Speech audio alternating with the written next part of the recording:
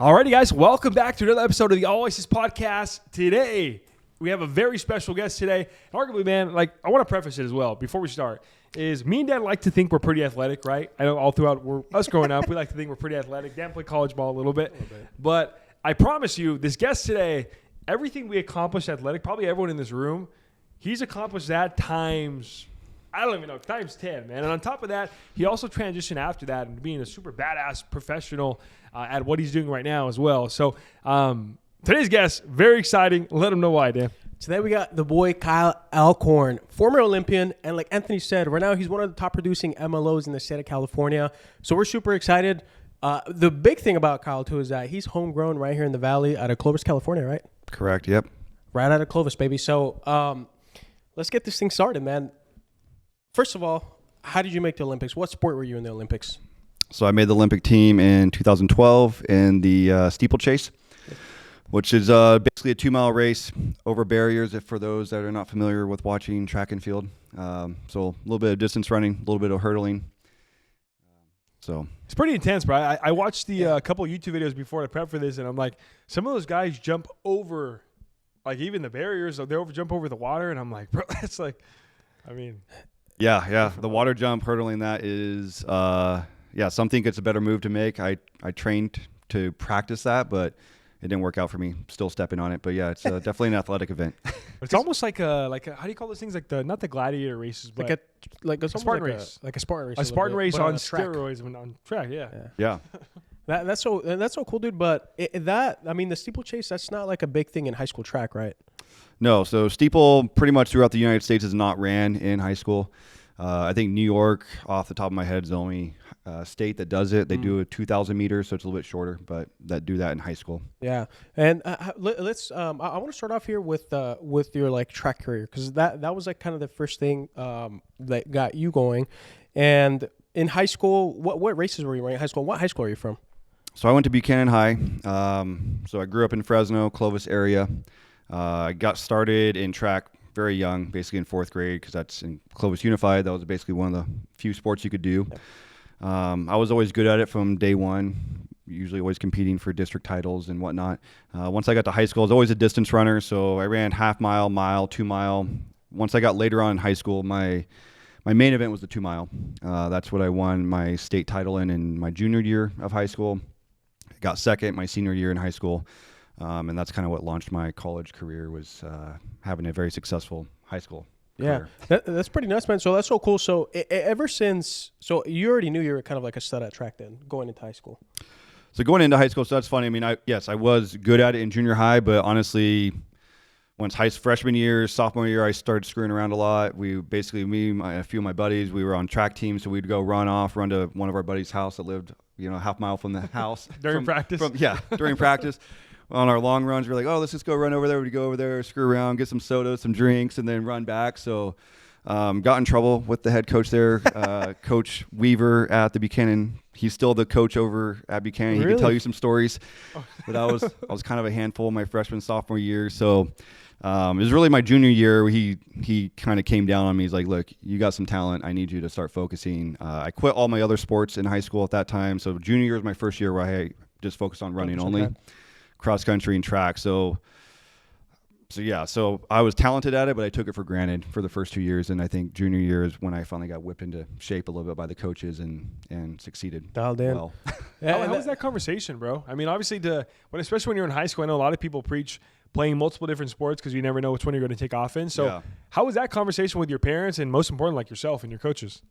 So, I mean, so I played water polo, soccer. Soccer was a huge sport in my family. My dad played soccer all the way through high school, played a little semi-pro. He coached locally, coached at Fresno Fuego for 10 years.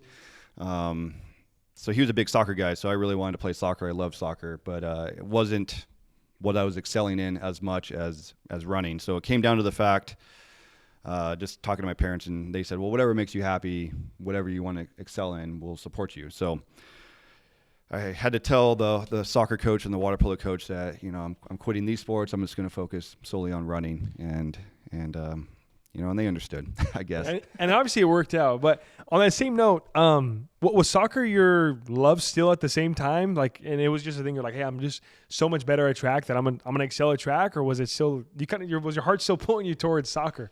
So I still love the team sports. I love the team aspect, and track has some team aspect to it, but it's mostly an individual sport. So I was really torn when I went to track, because track was something that I was really good at. It wasn't something I had a huge passion for early on. So I missed water polo and soccer for those reasons, because I missed just being on a team, working together, winning a championship, and doing stuff like that. So yeah, I still missed it once I went on, but I picked the right choice, I think, because that's what I was best at. Obviously, that's what God blessed me with. So was my legs and running. Were you the first runner in your family? Because I know obviously, so your dad had a background in soccer. So were you the first one, or? Yeah, first one. My cousin was a pretty accomplished runner at the time at Clovis West, and he went on to go run at UC Irvine for a bit. But my mom was a swimmer in high school, so that's kind of where I got pushed to go towards the swimming route. And water polo, my uncle was a college athlete at Fresno State and played water polo at Fresno State. So I kind of got pushed into water polo from my mom's side, and then obviously my dad's side was soccer, and then track was just one of those things that nobody really did in our family, but I just was gifted at it, so I stuck with it.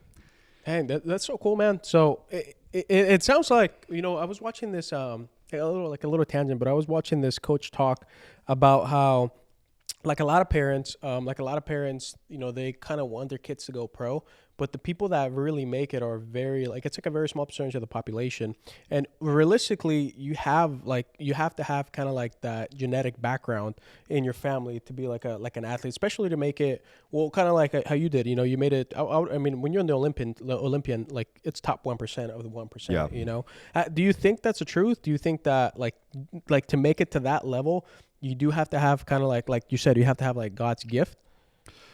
I mean, I think it's definitely, you got to have some blessed talent to make it to that level. I strongly believe. I mean, I know people push their kids hard when they're young, get them into personal training, X, Y, Z, and that can take you obviously so far. That can probably take you to a D1 school, potentially in college, but ultimately when you get to a certain level, I mean, it's a gift of being able to do that talent.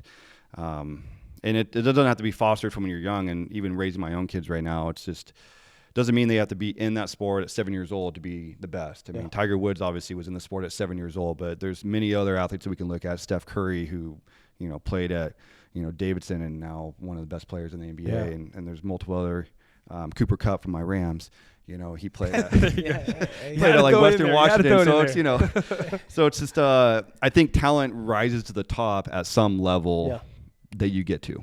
Yeah, I agree with that. That's a very good take. You know what? One note though, Cooper Kupp, my boy let me down this fantasy season. That's all I'm gonna say. He had he got like triple teamed half the time. So that's so it's tough for him to get the catches, but yeah, there you go. Makes you feel a little better. But on the same note too, we're talking about football a little bit, but you're kind of like the Christian McCaffrey or the McCaffrey family of the Central Valley, right? Just because if you look at Christian McCaffrey and his family, I think he had one of his grandpa, I think, was an all-star track athlete, like Olympian as well. Yeah. And his whole entire family, you look at his mom, you look at his dad, you look at his brothers right now. Yeah. Every single person is an athlete, and not many families are like that, right? That's not very normal. So for you kind of hearing you talk about it, you said like your mom was a star in water polo, your dad was coach of Fresno Fuego for 10 years, you have a big background in there, and it sounds like Danny was talking about, like your whole family is just freak athletes, bro, where you guys had just that God-given talent for that too. Yeah, I mean, I guess so. We come from an athletic background. It was always competitive in our family. So my brothers, my middle brother was a good track athlete as well, better soccer player. But the family was competitive. I just want to see how it was at like Thanksgiving, bro. Like Thanksgiving, it was those families that you race. You go outside and you race before dinner. Pretty much. Well, I mean, maybe not, but everything, anytime. I mean, even when we get together as families now, I mean, we're playing card games. It's just my wife coming into my family. She came from a family that wasn't super athletic background, and coming into our family and went hanging out with us at holidays when we played card games or anything. She's like, "Oh, you guys are so intense, but competitive." It's just win. It's just it's just in our nature. We want to win at whatever we're doing. It doesn't matter if it's our sport or something else. Yeah, that is sick, bro. Because that's translated a little bit later. We'll talk about a little later in the podcast as well how it's translated well for you. But it's cool, bro. Because I don't know. I'm a firm believer that if you're an athlete, you always stay an athlete. Like you never really stop being an athlete. You just switch sports, right? And I think that business is a sport that you excelled in, and business is a sport that athletes excel in as well. But it's cool to see. I don't want to spoil the rest of it later, but we'll get into that a little later. Yeah, he was jumping a few segments. Sorry. No, we're gonna, but it's true though. We're gonna get into that later. The next thing that we want to touch on is obviously state champ as a junior. Yeah. Senior year, second place, and that really. When did you start thinking about the collegiate level athletics? Was that like I think we were talking a little off camera. You said junior year a little bit. That's kind of when the thought finally entered, and you were like, okay, well maybe, we can do this at the next level. Yeah. I mean, obviously, sophomore year, I'm doing well for my age group and whatnot, but that was never on the radar of even having a college scholarship or anything like that. I mean, track and field is obviously not a major sport in college, so it's not like there's a lot of scholarships to be had when you go to college. But yeah, after my junior year of winning state, I was on a path of running really fast times, and even going to state, I was like, I got an outside chance, but I'm just going to go out there. I'm going to run my race, run as hard as I can. Once I won that race my junior year, things changed dramatically for me. I got into a few more meets after that, some national meets that summer, and then my senior year, I was the guy that everybody was looking at and pressure. So it was also a different thing for me to handle and struggle with as well, because instead of me being the one chasing, I'm the guy that people are trying to chase now to win the next year follow up. So, but that's also when all the letters started coming in from colleges, starting the recruit process and saying, hey, we're interested in you and whatnot. So that was the beginning of opening my eyes of what this could bring down the road. How was that experience, bro? Because obviously, junior year is a lot different. Like you said, you're the one making the chase. Senior year, obviously, you have a little bit of notoriety, and you have kind of like that target on your back because now you're the guy, like you're the time to beat. And as the letters start coming in, dude, how did you navigate through that? Because obviously, as a young athlete, looking back at it now, in high school, and you kind of feel like, I fucking know everything. I got everything covered, But there's like, you're so young, Yeah. How did young Kyle navigate that, dude? That senior year. Yeah, I mean, that's so true. Back then, you're like, oh, man, I'm 17, 18 years old. I'm going to conquer the world. And you think you know everything. Yeah. And I look back on that now. It's like, man, you're so young back then. It's just like, what the hell were you thinking and whatnot? And I definitely made some mistakes on how I treated talking to coaches on the phone that would call me. I blew some off that I feel bad about now. But I kind of already had in my mind some 4 or 5 colleges I was really interested in, because at that point I was getting letters from almost everywhere.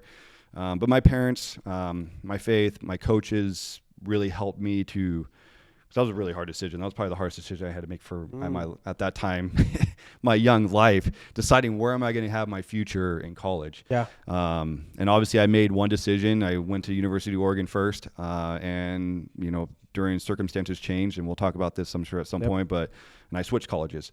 But yeah, that was a tough decision to make, to figure out where do I want to go and what's going to put me in the best path to be successful in college.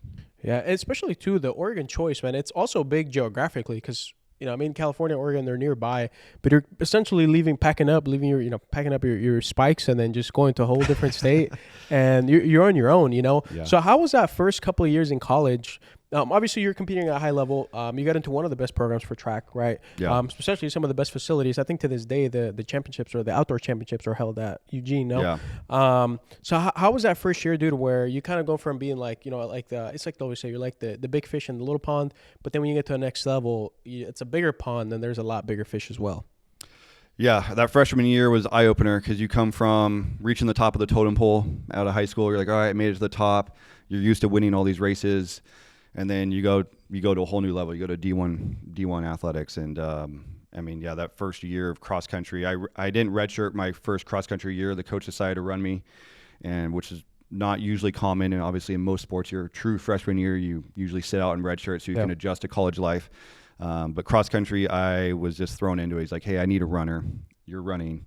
How did you feel about that? I mean, you thrown in like that. Honestly, I just trusted the coach. I was like, look, you're the coach. Whatever you want to do. I didn't go in with any predisposition of like what I'm going to do. I kind of assumed I was going to redshirt, but if the coach told me, hey, you're suiting up and running, I'm suiting up and running. So the first race came along, and he's like, Kyle, you're running. So that first race was eye-opener. I mean, I got blown out the back, and I'm just like, I'm back in 50th, 60th place. I'm like, I've never been back here. It's dusty. Like, I don't even know what this feels like. Trying to breathe, and there's all these people around me. Like, usually I'm used to having like free space. I'm usually up towards the front. Yeah.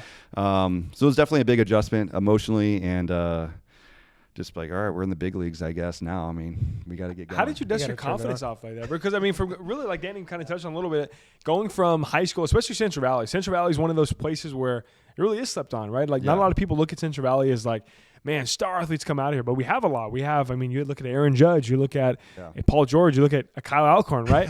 And you look at like that, and then you go to this big college, and then you finish, 50th or close to the 50th in your very first race. So how did you dust off the confidence to know, like, no, I belong here. Like, this is just a minor setback, and I'm going to get back to the front? Yeah, I mean, it's really just talking to the older guys on the team, and that's really why I chose University of Oregon out of the gate. Is when I was being recruited by these teams, I looked at the juniors and seniors, or really the sophomores and juniors, because the seniors are going to be gone by the time I showed up. Like, how were they? What was their temperament? And the reason why I chose University of Oregon out of high school is that I liked the guys that was going to be on my team, and they were going to be the leaders on the team. So I leaned on them. Being the young guy, I wanted to soak up everything that they could tell me. It's like, you guys are All-Americans already. What does it take? What was it like your first year? And they really kind of grabbed me and just said, hey, you're doing the right things. Just keep working, keep doing the right things, and eventually your time will come. Probably not your freshman year, but eventually you'll get there. Yeah. If someone's watching right now at home, because I no doubt in my mind, there's people watching at home right now that maybe have a couple of college letters, right? Whether it's track and field, whether it's in football, basketball, whatever it is, right? But they're faced with that tough decision. You said, obviously, at the time when you're 17, 18 years old, that is probably the biggest decision of your life, right? I mean, it's going to decide your career. It's going to decide where you live, where you grew up, really, right? And so what's some advice you would give to them at home on how to decide the right college, and maybe even if they don't decide the right college, right? Like, how to make sure you make the best of it? Yeah, I mean, I'll just go back to where you're feeling comfortable with, because ultimately your teammates are going to be your new family, because especially if you're leaving the valley and leaving the area by a couple hours. My goal was to stay at least somewhat on the West Coast, but still I'm a flight away, 10 hours drive away, or wherever, all the schools I was looking at. It came down to Colorado, Arizona State, and Oregon, and really just finding the group of teammates that I clicked with the best. Because they're going to be the ones that you're there with all the time, you're having dinners with, you're hanging out with. When you're having tough times with classes or whatever, those are the people that you're going to be hanging out with. So the facilities, obviously, at Oregon were beautiful. Some of these other schools that some of these kids might be looking at, you might have really nice facilities, but ultimately you got to bond with the players, because otherwise the facilities aren't going to comfort you when you're having hard times. It's going to be your teammates that are there that is going to rally around you, that's going to help you, and your coaches. Yeah, and a lot of the big D1 colleges, right, they have top-of-the-art facilities, right? And I think it's a good point you mentioned as far as, like, who is going to be at those facilities. The facilities, the weights are going to talk to you whenever you're down, right? Yeah. Like, I mean, your teammates are going to be the ones that lift you back up and make sure you get on the right track. So, I mean, obviously, Oregon was sponsored by Nike at that point, right? Yeah, so, I mean, Oregon's the birthplace of Nike. Phil Knight, Bill Bowerman are from Nike, so Oregon's the golden child for Nike athletics and gear. So we definitely got spoiled when I was at Oregon.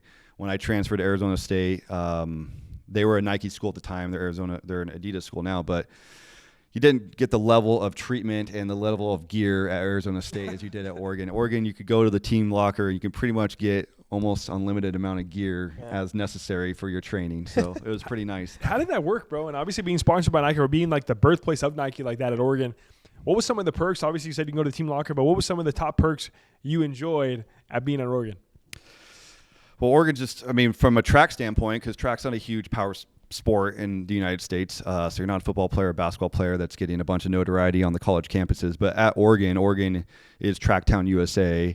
Like you mentioned earlier, the U.S. Olympic trials, U.S. championships, NCAAs, a lot of huge track events are hosted at the University of Oregon. We just had the 2022 World Championships at Oregon. So they redid the whole stadium. So you do get a lot of notoriety as a track athlete at Oregon, which is also kind of a reason why I chose to go there too. So, and having Nike's backing, it also made it easy for us to travel. I remember budgets were always a little bit tighter at different colleges, so not everybody on a track team could travel to different races unless you're one of the top runners. At Oregon, it was never, whatever race you wanted to go to, there's a budget for it. So you always got put in the best positions to race well.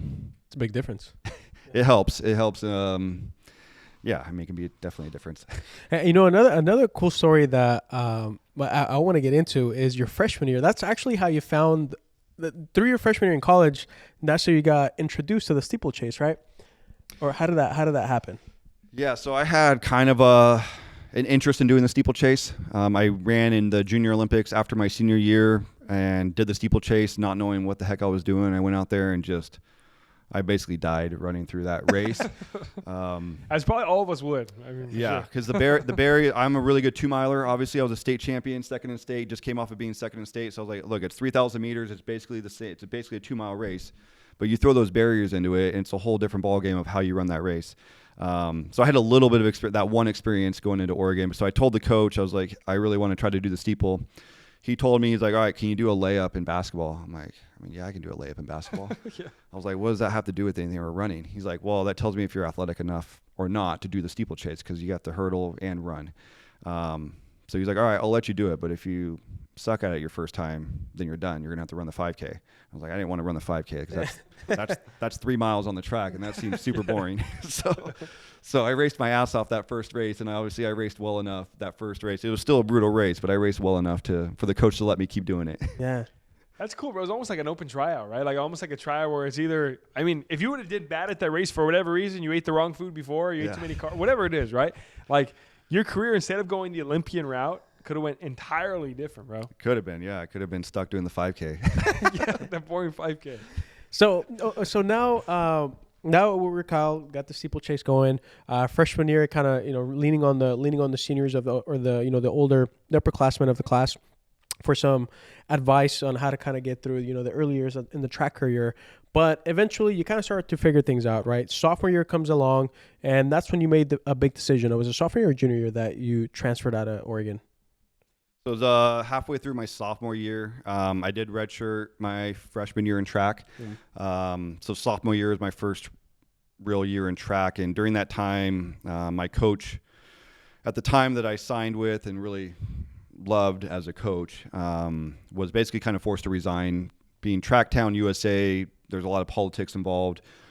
They didn't really like the way he was coaching. We were winning championships. We won Pac-12s or Pac-10s back then that year in track. We were 5th in NCAA championships in cross country as a team. So he was a good coach. Just let's just say he wasn't really friendly to the community, I guess, in sorts of keeping the track open for the community to use. So long story short, he was forced out. I didn't really like the way that it all went down. So at that time, I had an open portal to be able to move. So we didn't have the transfer portal back then. You couldn't just transfer out of a college and go to the next college. You could, but you have to petition, and then you have to potentially sit a year if there wasn't a valid reason. So I had to petition to the Pac-10 to be able to leave. And because there was a coaching change, I was allowed to leave. I still had to sit a year, though.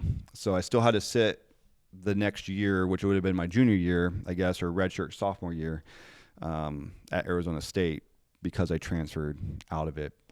But I didn't lose a year. The rule back then was that you have to sit a year and lose a year.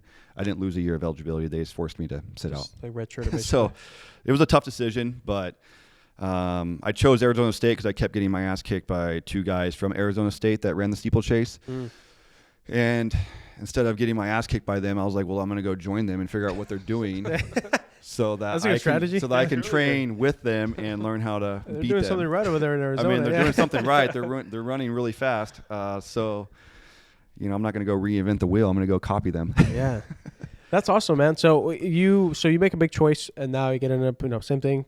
Pack the spikes. Now you go back to Arizona, and you get there. What is it like getting there? And then because I want to talk about too the NIL, the portal stuff, because it's way different now. Yeah. But what was that moment like getting over to Arizona? Were you kind of welcome? Were you looked at like kind of the enemy? How did that go? Because I feel like a lot of people, especially nowadays in collegiate sports, it's a lot easier to transfer.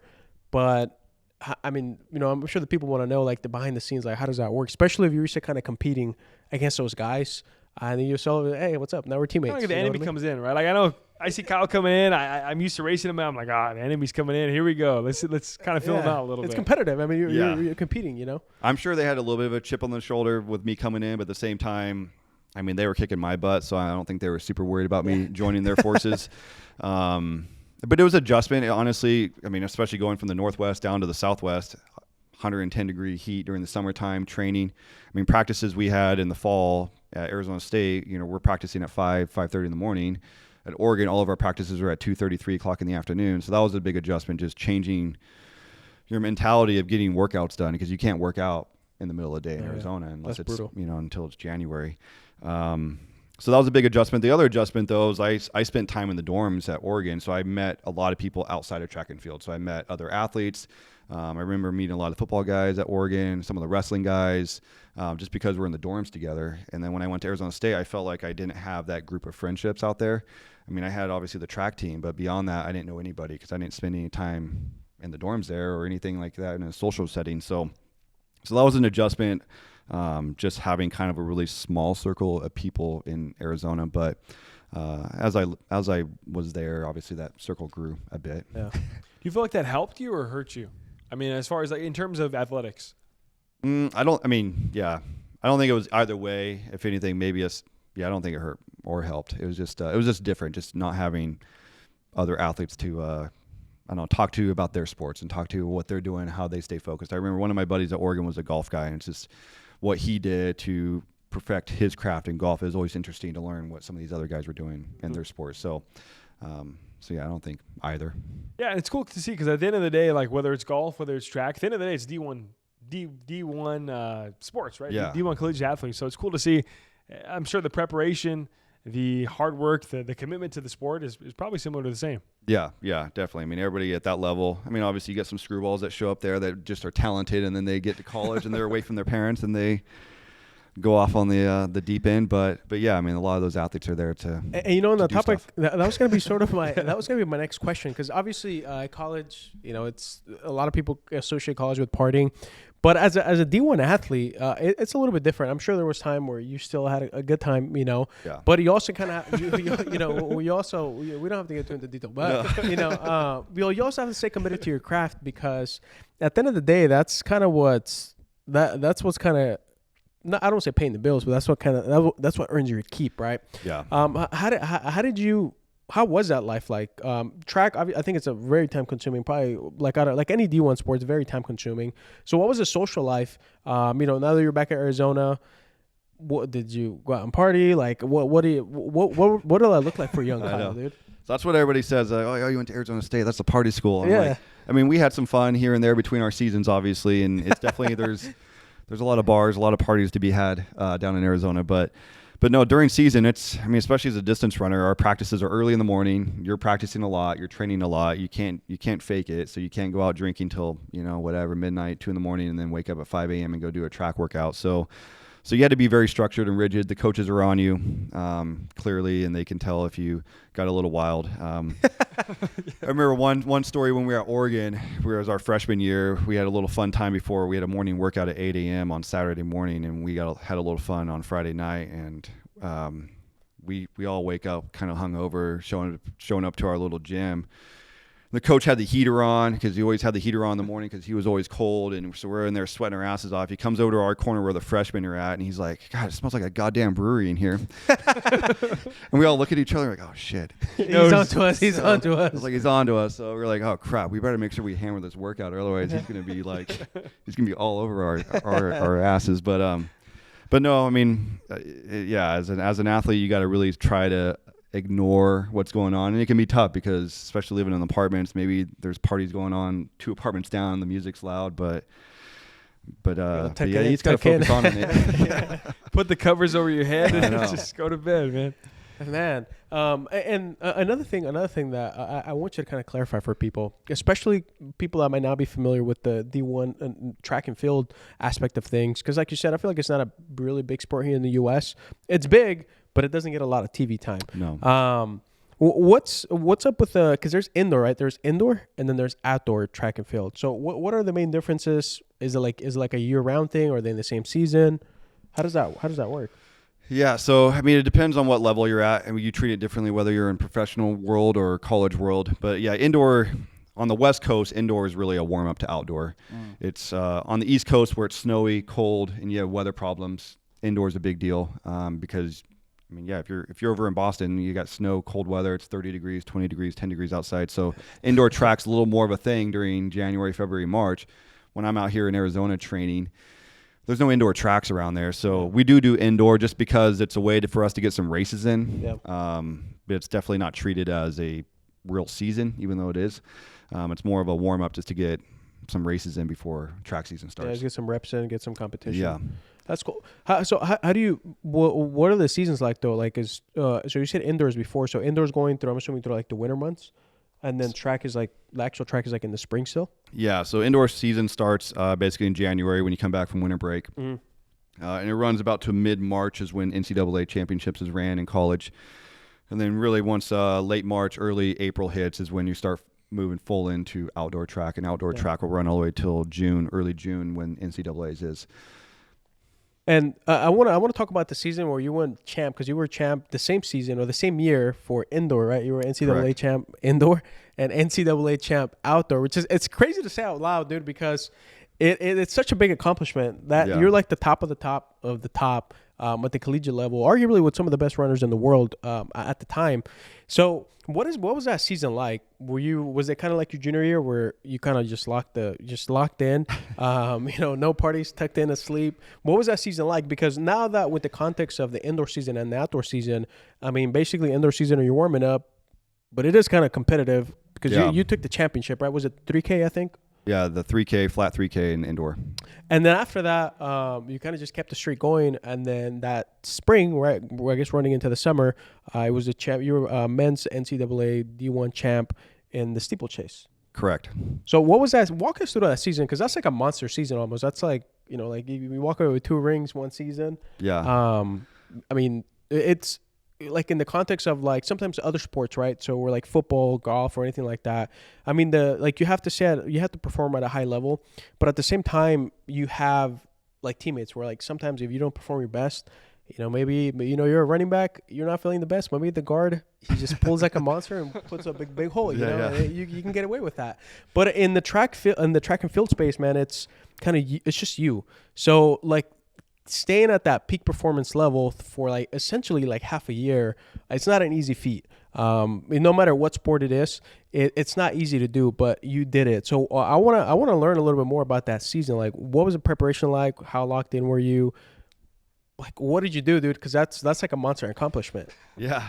So I'll backtrack just slightly to kind of preface that season. So coming off my junior year, I made nationals. Made it to NCAA's, got 7th, so All-American in steeplechase. My teammate Aaron at Arizona State in the steeplechase got 3rd.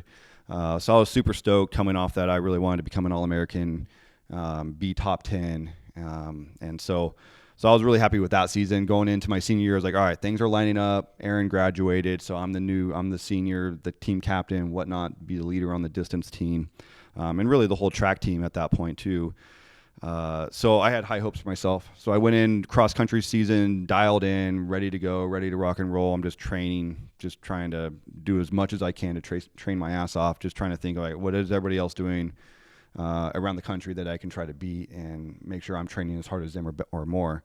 So cross-country was really good all the way up until nationals. I had a really good regional race, got our team to nationals, which is a feat in itself. Only 25 teams out of the whole country make it to the NCAAs, and there's like 300 teams in D1 cross country and men's cross country. So, I mean, you have schools from all over the country trying to make it, and only 25 make it. So as a team, we're ecstatic that we just made it as a team. I make it as an individual as well, and I bombed. I just bombed at nationals. I think I got like 60th place. I went out hard and just got blown out the back door. I don't know what happened. I was just I was frustrated as hell after that season. I was so pissed off.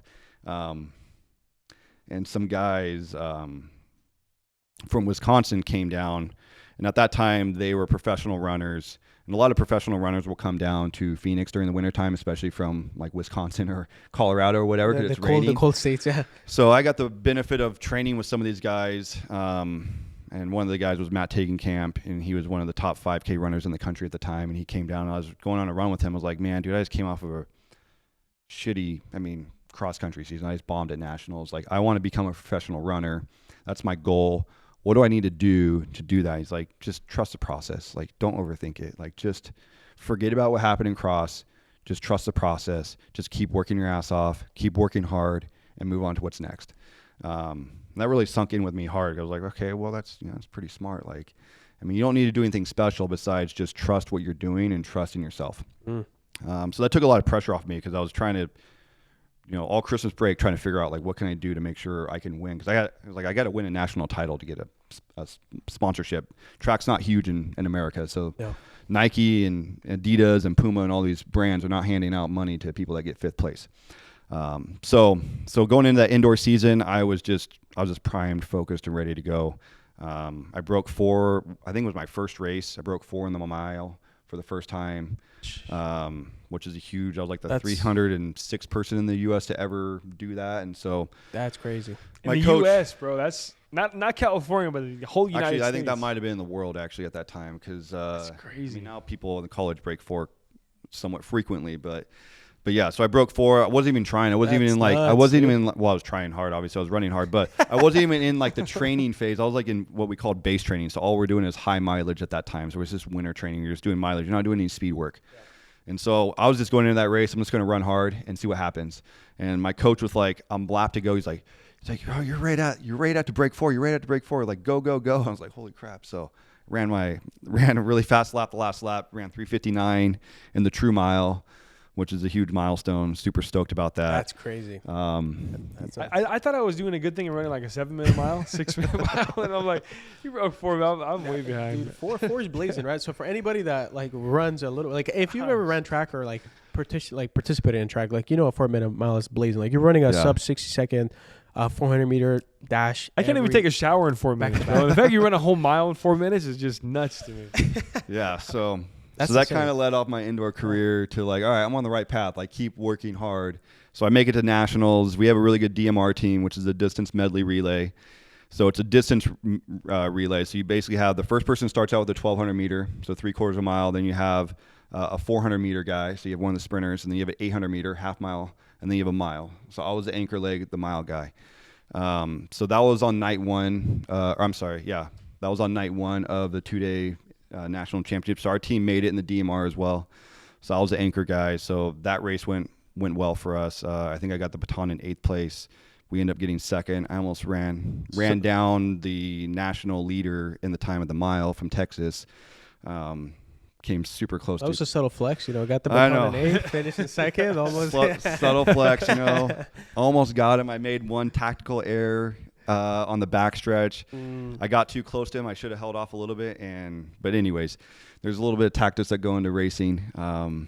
So he felt my presence and he took off. But anyway, so that was night 1. So I was like, that's awesome, man. We got 2nd place. Our team's really doing really good in the points because it's also a team event. When you get 2nd place, you get 8 points. Winning's 10 points, and there's a whole point system in track as well. So I still had the 3K to go the next day. So that race, obviously I won that race. I I took the lead early on to slow down the pace because my legs were a little loose from the night before, a little bit heavy. So I tried to slow down the pace, and ultimately somebody took it and started taking off, and I won that, and which at that point then helped our team to win the national title, which was, so our 4x4 team was left after that. All they had to do was be top 4, and we were going to win. So, and our 4x4 team that year was really good. They were going to be 1st or 2nd most likely. So they took care of business too, and winning a national title as a team, because I was a big team sport guy. Obviously, awesome. As I was younger, I was like, this is awesome. As an individual, you get to win, but also as a team, you get to win. I mean, that's pretty sweet to share something like that with your teammates. That's huge, especially in track, because there's so many components to it, like with the whole point system, where as a team, you really got to be performing. Especially, you got to take like top 3, top 4 in every single event almost. You almost got to be like perfect as a team. Really, because you're not performing at the same time, right? You look at other team sports like a football or some of the other ones, right? They're performing at the exact same time and they're on the same exact field. But for track and field, I mean, you can have someone totally bomb the other one, and you're like, bro, I just ran under 4-minute mile, right? And it was a lot of strategy there, a lot of moving parts throughout the 2 days. And then that just led into the outdoor season. I was like, all right, we came off a really good indoor season, keep that momentum going, keep the training going, and just staying dialed in. And outdoor, theoretically was easier in my mind because I'm like, okay, I'm one of the favorites in the steeplechase. That's more an event than I'm used to. And obviously that turned out my way as well. Yeah. Do you feel during those moments that like the winning culture kind of carried or elevated everybody else? How big of a factor is that, kind of having like a winning culture, especially coming off like a winning season? How big of a factor was that? I think it was really helpful. We had some really good athletes on our team at Arizona State that year. We had a shot put thrower who was one of the best in the country, actually set the collegiate record. Sure. We had one of the girls on our team for the heptathlon. She also set the national record in the heptathlon. So we had some amazing athletes on that team that went on to make Olympics as well. So seeing what they're doing was just more motivation. It's like, look at these guys crushing it in their events. Like, I want to be like that. I want to be on that podium. I want to be on that poster with them. And so, yeah, I mean, having that around you, which is why I chose to go to Arizona State, is because I wanted to be around other people that were doing big things. Yeah, because I feel like that's really important, even like in the business setting that we're going to get into later. But in anything that you're trying to succeed or perform at, the easiest thing to do, I feel it's just like you got to find the person who's doing it. You get next to them and you learn from them, and that 9 times out of 10. That's going to do the trick. Obviously, you got to have some work. You got to have a work ethic and everything behind it. But 9 times out of 10, getting in the right environment just kind of completely changes things, right? I mean, you go from Oregon, coaching change, which is why you left, a change in environment. Then you go back to Arizona, which is a change in environment, but a positive way, because now you're around a bunch of studs, a bunch of top athletes, which eventually went on to be Olympians. So that's huge. And so I think that's a huge lesson at home too, if you're watching it, because being in the right environment can really elevate who you are as a person, what is it called? Proclivities. Big word there, I guess. Is it proximity? Proclivities is like what you're naturally like. Oh, yeah, that's above the word I was saying. There we go. Yeah. Yeah, bro. And it's really interesting how you say that about being in, I know Dan said the big word, right? But proximity, right? You get around winners, eventually you're going to become a winner. And it sounds like really that move to Arizona State really was like probably one of the best moves of your career, right? It was for me. I mean, not to take anything away from University of Oregon. There were some studs that stayed there, and they recruited well with the new coach that they had, and I probably would have done well there as well. But my comfort level with the coach I had at Arizona State and the guys I had around me definitely elevated me. I mean, I wouldn't have done it if I was just at some no-name school doing it by myself. That's for sure. Because actually, I did get an offer from my coach who left. I already committed to Arizona State during the summertime, but he called me. I was back home here in Fresno, hanging out, partying with some buddies, and he called me like at 8 o'clock at night, and he's like, I think it was like in July, and I already committed to Arizona State. I was getting ready to move out there like in 2 weeks, and he's like, hey, I just got an offer, or I just accepted an offer to be the head coach at Oklahoma. And back then, Oklahoma, so I was in college from 2003 to 2008 to give people at home, perspective, because I keep saying back then, but 2003 to 2008. So this is about 2005. Oklahoma was not a track program, to say the least. They, when he went there, he literally cut everybody but 2 athletes on the team. So I would say that would have been a hard environment, even though I loved the coach and I thought he was a phenomenal coach. I decided to tell him no, one, because I committed already to Arizona State and I wasn't going to do that to the coach there. But 2, I was like, yeah, that's going to be hard for me to be the leader being a sophomore. I still needed somebody above me to kind of show me the ropes at that time. And that's a big choice in itself, man, because like you said, you had a lot of trust, a lot of comfort in that coach. But even then, you almost I guess it is selfishly in a sense, but you have to think about yourself and your actual future. And I think it's like having that self-awareness, even in the early 20s. That obviously that was the best choice. Hindsight, that was the best choice. And the next thing too that there was some big choices coming up was. Oh, you had a big season, but when did you because you said something that you worked out with the pro track guy, and you asked him, what does it take to be a pro? So when did the idea of becoming a professional runner kind of start entering the question? So it really kind of happened after taking my team in the DMR to second place in indoors, and then winning indoor nationals. There's a big running website called Let's Run that's still a very active website currently now. And at the time, I was somewhat of a nobody, kind of under the radar somewhat. And after that weekend, it was, the headline on the website was like Kyle Who. So that was when I kind of made... Cool. That's sick, bro, yeah. It was pretty sweet because I was like, oh, I made it. I made it. People know who I am now. Yeah. So that was pretty awesome. So that kind of put my name on the map at that point. So what I knew I needed to do is keep the journey going, keep working hard, keep staying healthy, doing the right things, and find a way to win outdoor nationals, and it'll work itself out. The way it works in track and field is you get an agent. They can't contact you until somewhere around 2 weeks before you graduate or whatever, so to speak. So right before or right around the outdoor nationals, I was already getting some phone calls and some from some different agents in town, or not in town, but in the country. And once I won, I had 4 or 5 agents up to me like after the race, giving me their cards, like, hey, sign with me, whatever. So that's a whole another recruiting process. Like, who do you go with? Was there any promises then? Like, was there like a Reggie Bush promise where it was like, hey, bro, I got you a house on the back end for you and your family? I mean, again, track's not a thing. Maybe if you're a sprinter, those sprinters can make $1 million plus when I was running back in 2008. But as a distance runner, you're not getting paid much. So really, it's just like, who did I want to go with that represented some of the best athletes, I guess, or would represent me the best. So I ended up signing with Ray Flynn, with Flynn Agency, and he represented at the time numerous big-time distance runners. He was mostly a distance guy. He did have a couple sprinters, but he was mostly a distance runner guy.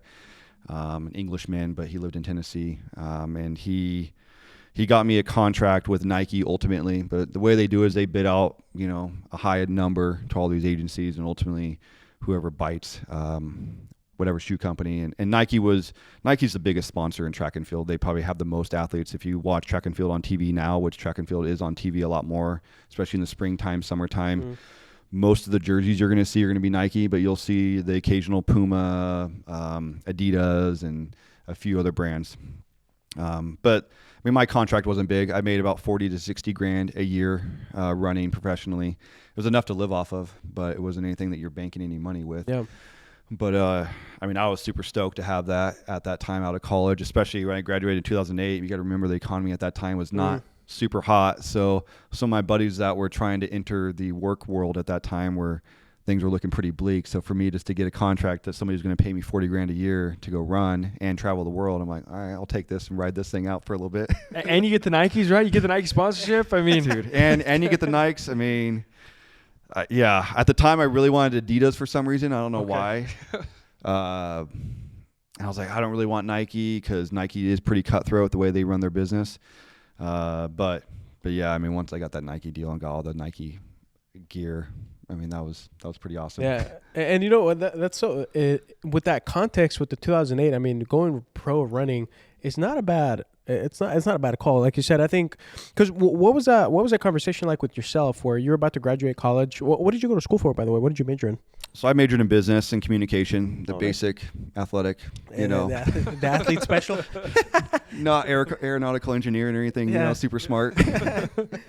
So what was that conversation like with yourself? Because, time is clicking, you just came off, double national champ, indoor and outdoor, and you're getting agents hitting you up. But I think at the same time, there's probably a conversation, right, where like, well, I can go into the workforce, or I can go run pro. And sure, it's not like we're not making millions, or we're not grabbing fistfuls of cash, but you're still getting paid something, right? What was that conversation like with yourself and at the time, like your family? Yeah, I mean, at the time, I got being at a college, especially in a big town like Phoenix, where Arizona State's at, Tempe, but there's some headhunters that come out there, some industries that come out, especially after athletes, like, hey, we want to hire you to our insurance company, or we want to hire you for whatever financial company or something like that. So there were some options that I did entertain just as a backup plan. I was like, well, if running doesn't work out. But honestly, it was a pretty simple decision at that point. It's like, look, I can not have a real job, and I can run for a living, which at that time I was doing really well at and enjoyed, and an opportunity to travel the world and go race not only guys around like in the NCAA, but that's a whole new pond I was jumping into, because now I'm flying over to Europe and racing guys, around the world. And it's just and that was another adjustment. I'm like, it never stops. There's always a bigger pool, bro. It's true, like you said, bro. On that same note, obviously you travel different world. You travel the world, different countries and stuff like that. And what was the most competitive country that really gave you a run for your money in those races? So Kenya and Ethiopia were always the top distance countries, and they still pretty much are. I think the Americans have gotten a lot better at our training and strategies and sciences to try to bridge that gap, because ultimately their anatomy just lends themselves to being very good runners. They have long legs, big chest. They're always built like 5'6" and 120, 110, lightweight, compact, which is perfect to be a distance runner at. I was a huge distance runner, so when I'm out there lining up on these international lines, being 6'1", and I was 165 back then, I'm 215 now, but being 165 was about as skinny as I could get. and I was the tallest guy by a few inches, and also still bulkier than. Yeah. I mean, I'm racing against guys that are 5'8", 5'7", weighing 110. So it's just a little bit more weight to run around that track with. Yeah, and dude, the Ethiopian people, like those guys are so skinny. Like when you look at them, like you said, the runners are like so skinny, so small. I don't even 110, 120. That's like tiny. They're just real thin. I feel like their quads are like as big as my biceps sometimes. It's just especially like, 120, bro. You look at someone that's 120 right now. If you picture at home, if you have a little sister at home, she's probably 120. Like, I mean, yeah. It's like oh man, how do you adjust to that though? So now you go from being at the top of the food chain, in the USA and the NCAA, and then now you go and you have to go against like now the 1% is the 1%, and once again you're back in. You go across the pond into the little pond, and you were the big fish, but now you're not so much a big fish. What is that adjustment again? Like, was it? Did you kind of bite the dust a little bit and then settle back in, or how was that? How were those first few races in the pro scene? Yeah, I mean, it's definitely a whole different ball game again. Jumping in, I mean, I wouldn't say the pond is huge at that level because now you're at the top of the top. There's only a few more rungs of people that are above you at that point. I mean, maybe another 20 guys in the world that are better than you, but those guys are. The mental game becomes more of a factor. Everybody's training at such a high level. It's really the mentality that you have behind it. And to kind of like backtrack just slightly, so jumping out of college, I came off of winning the national title. The next step was I signed with Nike, and then like 2 weeks later, within that period, is the U.S. Olympic trials to make the Olympic team because 2008 is the Olympic year. So I had a lot of pressure, I put myself in pressure on that year because I truly was one of the guys that could have made it then because there's always one college guy that usually makes the Olympic team. And I was right up there in the mix. There's 4 or 5 guys, obviously, that could make the team. But I ran in U.S. championships before that, and so I kind of felt like I knew what that was. But that was the first Olympic trials that I ran in. The Olympic trials is definitely a different race than just a regular U.S. championships. I feel like the guy that is 15th in the country, he comes out a little harder, a little hungrier, just a little bit different. And man, that thing took off. Those prelim races just took off faster than any other races that I ran in championships before. And then the finals, I went out with the guys. I got blown out again, got humbled pretty well, finished 12th in the Olympic trials, had a bad race. The guy who I beat got second place in the NCAA championships. He ended up getting second place in the U.S. trials, went on to the Olympics, and went to the Olympics that year in Beijing. So I knew I had it in me. It's just, I think at that point it was more, I don't know if it was just a mental thing or I was just tired. Maybe I didn't train quite right or have my body quite right that day.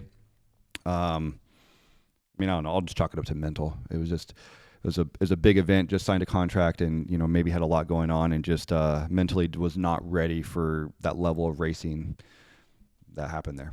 Yeah. But even sometimes you look at some of these MMA fighters, right? Some of the MMA guys, you look at them and, I mean, some of the best guys in the world, right? Sometimes just don't have their best stuff, or even in boxing, right? They tell you after the press conference, like, I just didn't feel my legs under me. I didn't feel my arms under me, right? And do you feel like it was maybe something like that? Because obviously you competed very well, and you definitely could have been up there, right up there. And I mean, it could have been. I mean, that's the unique thing about track and field or boxing or some of these other individual sports is that if you want to make it to the Olympics, you got to race well on that day. Like, it doesn't matter if you set the American record the month before or you're the best runner in the country, all season long. It's like it only matters on that day.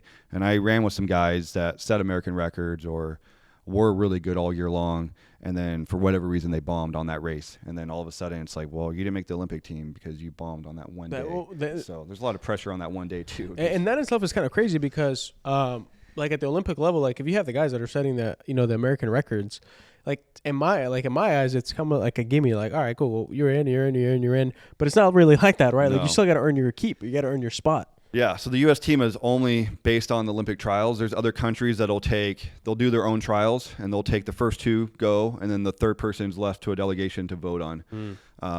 So politics comes into play and whatnot, and that can be good or bad. The U.S. we have so many good runners in all disciplines, and throwers, jumpers, whatever. It's just the fairest way to do it is like, here's the race, top 3, boom, you're going, and otherwise you're out. Yeah, that's crazy. How long were you training for that race, by the way? Yeah, so I mean, it's always a kind of I would say, a lifelong type thing. I mean, when it went over to 2012, it's like from 2008, that focus is always on the next 4 years later. I mean, you have many cycles and many, obviously, seasons and events, but you're constantly trying to build back up to that next 4 years. I mean, in track and field, there's not a lot of events that you get notoriety for. The Olympics is one of those. I mean, I made world championships before that, but you know, if I talk to you guys, nobody's having you on a podcast for a world championship because nobody really knows what that really means. But everybody in the world or everybody in the United States knows what the Olympics are. And you know, right now, I want to dive into the pro level and earning money at the pro level. But right now in college, you know, a few years ago, things kind of really changed where maybe a guy like in your position, winning championships, national championships at the D1 level, you could have had a little bit of money. It was so crazy that you mentioned that, you know, agents couldn't speak to you until 2 weeks until you graduated. And almost honestly, until you said that, I had forgotten that was a recent change in the NCAA, right? Like now all these guys have agents, they're driving freaking Rolls Royces, Lambos, and all these things. Tesla trucks, Cybertrucks. Yeah, you guys sure. And all these guys, I want to talk about that because I'm willing to bet that right now in the track and field space, there's probably some athletes who are getting some sponsorships, are making a little bit of money in their at the collegiate level without having to wait to get the pro deal, you know, sign with Nike like you did. What do you think about that? How do you feel as a former top performer, right, NCAA champ? How do you feel about the NIL and how it's affected the game? Yeah, I mean, I think we're still a little too early on to know how NIL is going to really work itself out. I mean, in the early years that we've seen so far, I have pros and cons about it, my personal opinion. I mean, I don't think, obviously, I wouldn't be on the level that some of these guys are making, you know, $1 million plus, but maybe I could have gotten 20, 30,000, which in a college kid would be worth something as a track guy. Yeah.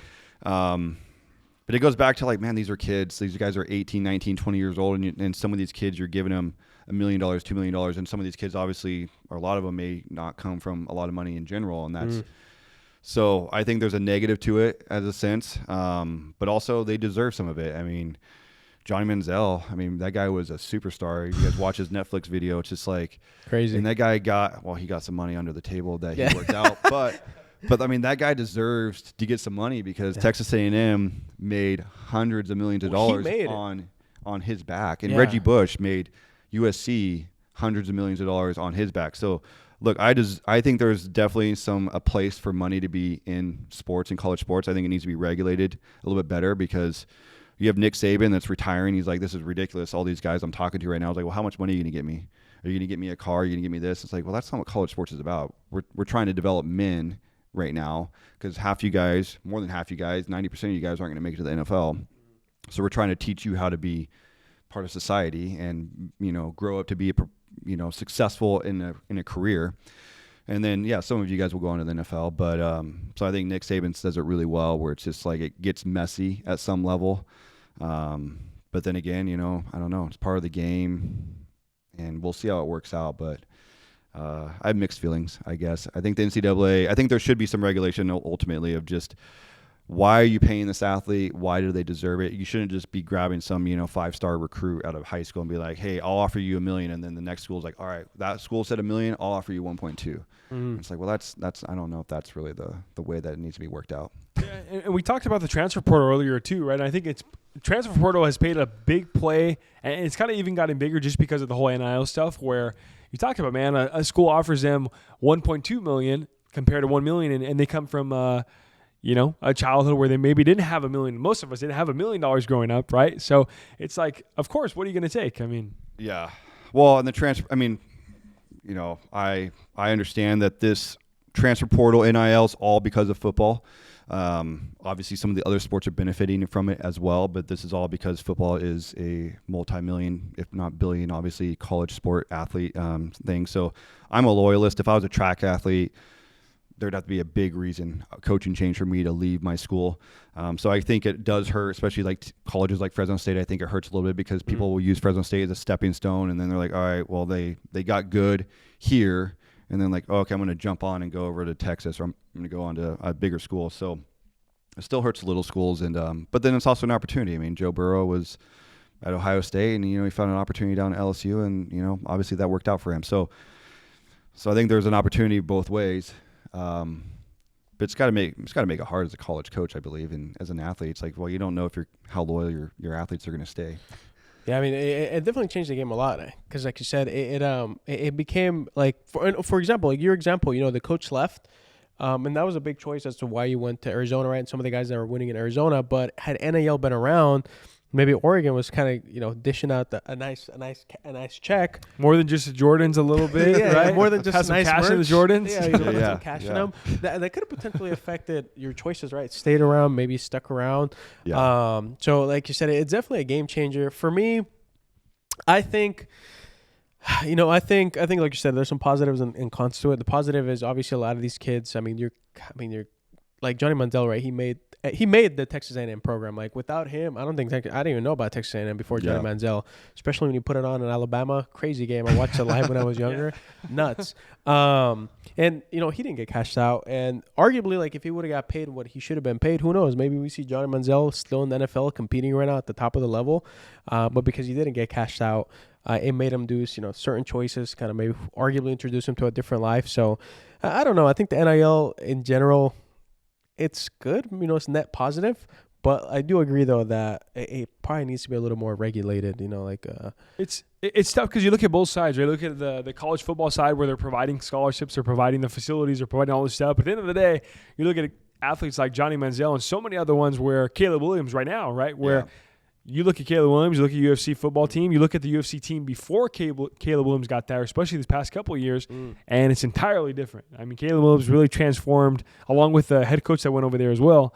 I think it's Lincoln Riley over there. Lincoln Riley. But, like you said, you give you'd have gave me $1 million at 18 years old. I don't know if I would have done so well either. So, yeah, I probably would have made some questionable decisions. You gave me $1 million back when I was 19 years old. So I think it makes it tough on those kids. They have to mature. Although I would say these athletes that come out nowadays, I didn't have Facebook back then too. So I made some questionable decisions in high school and even in college. Facebook just started happening my freshman year of college. And so social media, I think, has matured a lot of these athletes already from the beginning, that it's like, hey, you got to kind of watch what you're doing because everybody's going to see it. It can ruin your scholarships. It can ruin a lot of stuff in your future. So so maybe they're getting better at handling that money, but still. Yeah. And on the note of money, I know earlier you mentioned that the way Nike, like kind of looping back to the pro scene as a runner. I feel like a lot of people don't even know like what the money looks like as a runner, like what the sponsorships looks like. Obviously, you travel a lot around the world. Yeah. And I know you mentioned that Nike's pretty like cutthroat when it comes about their business, especially in the running world. What does that look like though? What does that mean? Like, do you have to stay like you have to run a certain amount of races, place, and stay within the top 5, top 3, or what does that look like to kind of keep the checks coming from the sponsors as a pro runner? Yeah, so basically, it all boils down to you got to be staying top 3 in the country in your event. Track's one of those weird sports that when you sign your contract, on the contract it states that you're not allowed to tell anybody else what you're making. It's not like the NFL, MLB, or any other major sport where contracts are public and notified. Hopefully one day it does, because that makes it probably more competitive and allows athletes to have more power and control over their money. But basically you're required to sign a contract, or you're not required to sign it, but you're offered a contract, and when you sign that contract, you're not allowed to tell any of your people you run with or anybody how much you're making or what your contract is, what your bonus structure is like. But the way it works essentially is that distance runners on average will make anywhere from $20,000 potentially to $150,000 if you're a track runner. If you're a marathoner, a top marathoner, you can make $200,000 to $500,000. Maybe nowadays you can probably make upwards of $1 billion, because marathon is more populous. More people understand what the marathon is around the country, and then you see the New York, Boston, and stuff like that. So they'll get appearance fees to show up. They're like, all right, we'll pay you $100,000 just to show up and race. So you can make more money doing road races a lot of times. Your sprinters typically, for one, our U.S. sprint team usually is winning medals in the Olympics. Distance runners typically are not. So they're paid significantly more. Your sprinters are going to make when I was running in 2008 to 2012, they're making $500,000 to $1 million, maybe 1.2 was the high end, plus prize winnings and stuff like that. They might be getting paid a little bit more than that now, but those guys are making some real money, the sprint guys, but they're also getting first, second, or third in the Olympics. But then you have a whole bonus structure. So when you're top 3 at U.S. championships, or you're top 3 at one of the high-end international meets, or you're top 8 at the Olympics or whatever, obviously you get bonuses on top of that you can make some extra money from. So it's highly incentive based. I say Nike was cutthroat because in every contract, if you're not top 3 in the country, or at least my requirement was I had to stay top 3 in the U.S. So every year, and I had a 4-year contract, every year I had to be ranked top 3 in the country by Track and Field News, who was the main source that ranked track. A lot of pressure, bro. It is. So you really can't get hurt one year. So basically 2010, I got injured. I had a bad injury. Well, it wasn't bad, but just, that kept me out for about 6 weeks, right in the springtime, which is like the time that you really need putting some mileage in for track. So anyways, I finished 4th in the U.S. that year. And so Nike exercised their contract and they dropped my contract by 25%. So that 25% on 45, 50 grand, that's a big chunk. So big dip, yeah. So it hurt a lot. Where other companies, sometimes it's up to the company. They don't have to exercise, obviously, that part. Nike's known for always exercising that part. Some other companies may be like, oh, well, we'll work with you. Just don't let it happen again, kind of thing. So there is pressure. So that kind of also changed my mentality too. Running, instead of becoming a sport and fun, sometimes became more of a business, which you kind of had to fight that mentality. It was like, yeah, I'm making a living off of this, but this is like, it's a sport. Have fun. Yeah. I feel like it's tough though. like you said, because that's at the time. Did you have a family yet, or were you still single? So I was married at the time. So I got married right out of college. My wife was going to grad school, so she wasn't working. So, but we were living fine, but still, I was a sole income provider. So there was a little bit of pressure, especially when I got hit that year. I was like, well, this makes a difference. Especially with injury, bro. I mean, I can deal with it if it's like something where it's like, hey, I didn't prepare properly for this year and I got 4th, but it's your scenario, bro, where you freak injury, something happens, right? And you can't control it, man. I mean, yeah. I mean, at that level, you're pushing the envelope all the time. I mean, you got to be pushing as hard as you can to compete at that level. And so injuries are part of the sport. At some point, you're going to push the envelope a little too hard and you're going to strain a muscle and you're going to be out for a little while. You're going to get a stress fracture and or whatever. Luckily, I knock on wood, I stayed away from some of the big injuries, but still had, stuff happen. Yeah. And on the topic of the pro running, what countries did you run in? What countries did you get to run in? Mostly Europe. All over Switzerland, France, Germany, England, Ireland. So literally all over the world, yeah. I mean, yeah, it's mostly Europe is where track and field mecca is. All the international races. Basically, there's a whole circuit in pro running that happens that basically starts really in May, but the U.S. guys don't usually head over there until June or so, until about our U.S. championships is done. And that whole circuit stays mostly in Europe. So the way it works is that you usually fly over there, you stay over there for 6 to 8 weeks, you get housed up, somewhere. My agent always had us outside of Belgium, in Belgium, outside of Brussels. And we housed there, so then it's just easier. You get used to the time zone, and it's just, it's a quick 2-hour flight to Switzerland or fly up to England or wherever you need to go for your races. And you're racing every 5 to 6 days usually. So you pack in a lot of races. That's a lot. 5 to 6 days to race. What race were you running? So mainly over there was a steeplechase, but I would run some of these races. Some of those smaller races I would get into. I'd run the mile just for speed training. It just depended on what was going on. I never went up in distance when I was over there. I never ran the 5K over there, but I definitely ran the mile a few times when I was over there. Do you have any particular country that you like staying in the most? So probably the most fun country is Ireland, in my opinion. Those guys like to have fun. McGregor Island, right? Yeah. McGregor Island. So there's this race in Cork that I would go to that I loved. I'd run the mile there. So basically they have like track clubs there, like football, soccer clubs, everywhere. Every town has their track club, and they have like a clubhouse at the track. So basically, it's a smaller meet. It's not televised or anything like that. Not a lot of money in that race, but I would go over there just for speed training, run the race.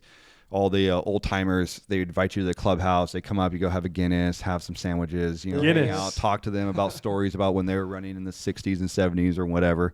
Back in my day. I know. So they were fun to hang out with. The Irish people are very friendly, and I like drinking beer over there. A lot of good times, huh? I mean, the Guinness really stemmed from Ireland, right? I mean, you look at. I mean, I think of Guinness. I think of Ireland. I think of it is. So, and they say it tastes better there. No, I think it does. I don't know. Maybe it's because you're just in the vibe of the old town and whatnot, but it does taste pretty good over there. You have it here from the source, bro. I mean, you drink it from the source. I know. Probably the most beautiful country though that I loved racing in. That's expensive to be at is Switzerland. Switzerland. If you can ever get a chance to go there, the mountains. I mean, the Alps are all around you. It's just it's crazy. When you see pictures on TV or your screensaver, I mean, that's truly what it looks like. So it truly is picture perfect. It's green. The lakes are crystal clear blue and mountains all around you. So that's nice. That's definitely a dream destination to go to, bro. And obviously the coolest part about it is I feel like just hearing your story the past couple minutes, this whole past podcast, bro, it's like a dream come true, bro, where like it didn't start off that way. Obviously you talked about your sophomore year. You're like, your junior year, I can really make something happen with this. And then you kind of eventually progress throughout high school. You win the state championships. You kind of progress with the nationals. And now I want to kind of transition to going towards the Olympics, right? Obviously, everyone watches at home. They see the Olympics. You can qualify every couple of years, but it's really like the pinnacle of sports in general, right? Not just track and field, but just sports in general. So talk a little bit about your qualifications to the Olympics, how it went, and just your experience all around.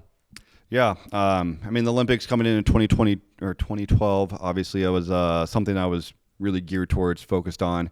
I almost honestly quit the sport in 2011. The sport was beating me up mentally. Mm-hmm. I wasn't having the success that I wanted to. I wasn't running faster times, just not doing what I wanted to do. And I got to a point where it was like, I'm kind of like done with this. Like, I'm just going to quit. I'm going to join the military and just move on completely. And my wife's like, no, don't do that. Like, she would put Post-it notes on our mirror in our bathroom, like motivational stuff, Bible verses or whatever.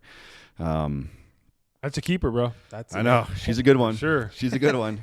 And so I got through that year, 2011. So 2012 was like, all right, this is the year. I mean, this is it. We're here. This is Olympic year. This is where we throw all the chips in, and we're going to train as hard as we can, and we're going to write the right programs. So I got down with my coach, figured out, the right training structure that we wanted to do, going to altitude training during the right times to get the extra lift with the red blood cells and all that kind of stuff. And then just, getting to the trials was exciting and extremely nerve-wracking at the same time. I don't think I've ever been more stressed out in my life than sitting in that tent, right before the finals and getting ready to line up. But I looked around though, like looking at all the other competitors that I'm running against, and especially the 3 or 4 guys that I was worried about, and they're all sitting there looking like me too. So they're all stressed out. I'm like, all right, they're all stressed out too. Once that gun goes off, we're all the same. Yeah. And I've raced against most of these guys over the last couple of years, so I knew, their strategies, the way they run, and I had my game plan going into that thing of how I was going to make it happen. So talk about that, bro. So obviously you're trying to qualify for the Olympics. You're going for the Olympic trials, and obviously you've been training not only a couple months, a couple of years, but your entire life, right? I'm sure it seemed like that way. So you're training your entire life to go to the Olympics, Olympic trial, and right before you line up on the track line, you're going up, right before the gun goes off. What's going through Kyle's head? Mostly just, we're just going to fuck shit up. I don't know. Let's go.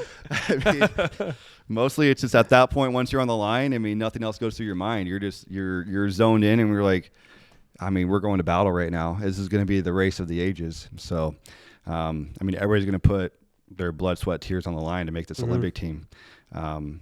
So if you're not in it, you're not ready to, I already knew from 2008, it's like, obviously my mind wasn't quite, maybe athletically or just my legs just weren't right there as well. But I also believe there's a part of mentally, I just was not that focused, laser focused that I needed to be. I wasn't going to make that same mistake in 2012. Yeah. And especially coming from that space, because I feel like the Olympics, especially in the track and field and all the other sports where the pinnacle really is the Olympics, it's such a weird thing because you don't really get too many stabs at it, right? Between 2 Olympics is 8 years, so it's like almost a decade. Yeah. And as an athlete, 10 years is a long time, 8 years is a long time, So it's especially on your legs. It's your legs, bro. I know. You don't get too many cracks at it. Obviously most track runners or most athletes in general in the Olympics, you get 2 opportunities. Yep. Unless you're running for 20 years or doing your sport, nobody's doing that hard. There's very few, but you get 1 or 2 chances at that.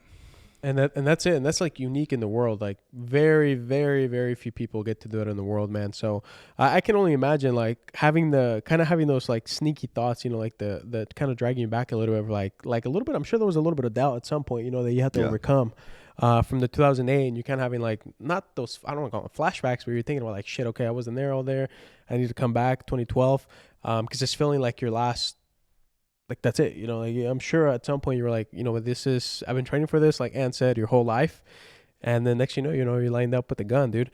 It's so much like it really reminds me a lot of like boxing, MMA. We had a couple of other guests on here that are big boxing guys, MMA guys. And I feel like track's no different, where it's such a peak pinnacle sport where it's not like football, right? Where you have 16 weeks or 18 games, right? I mean, track and field, bro, you can train your entire life. You can train an entire couple of years for one race. Yeah. And whatever you do on that race, like you talked about the Olympic trials, is you qualify or you don't, right? It doesn't matter how good you think you are. It doesn't matter how good you did before. It's just you show up that day or you don't. So obviously, going back to that whole scenario, you're gonna fuck shit up. That's just it. That's the mentality, right? And you did, bro. So take us through what happened through that race, and then also take us through your experience, obviously following after that, going into the Olympics.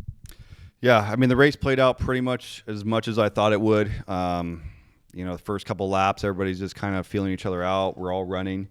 And I knew the last 3 or 4 laps is when it was going to get serious, and that's pretty much what happened. And at that point, even though I knew that was going to happen with about 3 or 4 laps to go, I mean, that's still a mile to go over barriers. That's just, mentally when that move was made by some of the runners that you could tell we're moving from a pace to another pace. I still second guessed myself for a half a second. I was like, oh man, am I ready for this right now? But I was like, this is it. Like, it doesn't matter. Like, we're going with it. And worst case scenario is we fall apart with a lap to go. But at least we can walk away from the race knowing that we went with it. So I went with it, and it came down to the bell lap, and there's 4 of us right there as a pack, which is like kind of the worst case scenario, because one of us is not making it, and we have bell lap to go, and we have the pack cleared. So like behind us is like 20 yards before the next person is there. So it's just 4 of us going on the last lap, and it came down to, on the backstretch, 3 of us kept pushing hard. One guy started sliding back, and I was like, oh man, which was actually one of my close buddies on the pro circuit. He started fading. I'm like, but at the same time in my head, I was like, all right, cool. Well, I got this kind of top 3 locked up, but let's make sure we finish this thing strong. You still have the last water jump, which can always, if you guys YouTube some videos later, the water jump and steeplechase, there's going to be some nasty falls that can happen. So, and my legs are jello at the time, so I'm just like, if you watch the Olympic trials when I ran on YouTube, you can see me almost fall coming out of that thing, because I was hit the ground, stumbled out. But once I got past that water pit, it was like, all right, I'm good. Like, just make it over this last barrier, don't get tripped up, and I'm good to go. I've cleared 4th. You see whatever the big jumbo screen. And yeah, passing that finish line. I mean, I was 3rd. Obviously, it would have been nice to be 2nd or 1st, but at the same time, I was just ecstatic. I was like, I made it. Like, I did it. And the relief that I had at that point was just like, just true excitement. I mean, I breathe, bro. Kind of going through the whole story as you're talking about right now, I'm like, I'm sure people at home can kind of breathe a little bit, like take me through the story. Yeah, I was feeling the lactic acid on my legs. I was feeling the relief at the cross. I ate too much carbs today, man. I know. I fell apart after that race. I just like laid on the ground. I was like, oh, this is probably the hardest I ran to make something happen. And it was cool. My high school coaches flew up there to watch it. They always fly up anyways to watch a lot of those races, but it was extra special just watching me up there. And then my parents, my wife was there. We just had our first kid as well that year, so he was like 6 months old at the Olympic. Brand new dad, no? I know, that was even crazy too during that time, but so yeah, it was just a really cool experience. Bro, that's pinnacle. Right? I'm like kind of speechless. I'm just like trying to put myself in your shoes, just pushing through, seeing the jumbotron. You're like, okay, I made it, finishing the race. And it's almost like, everything you've worked for, being a brand new dad, everything you work for, you're like, it happened. Was he there at the race? Was your son there at the race? Yeah, he was there. So crazy. My wife was like walking around with him, trying to keep him calm, because, obviously it gets a little loud that last lap or so. Everybody, all the crowd starts going wild in all the races. But so he was there. That's Shout out to awesome. him, bro. He's probably watching this. He's going to watch this at home. He knows he was there at the I know. Olympian trial. He's That's 12 years crazy. old now, so Crazy. Okay, cool. So, bro, yeah, we got to, I mean, it's hard to transition from that, obviously, right? So I'm just going to transition to it. But obviously, so you made the Olympics.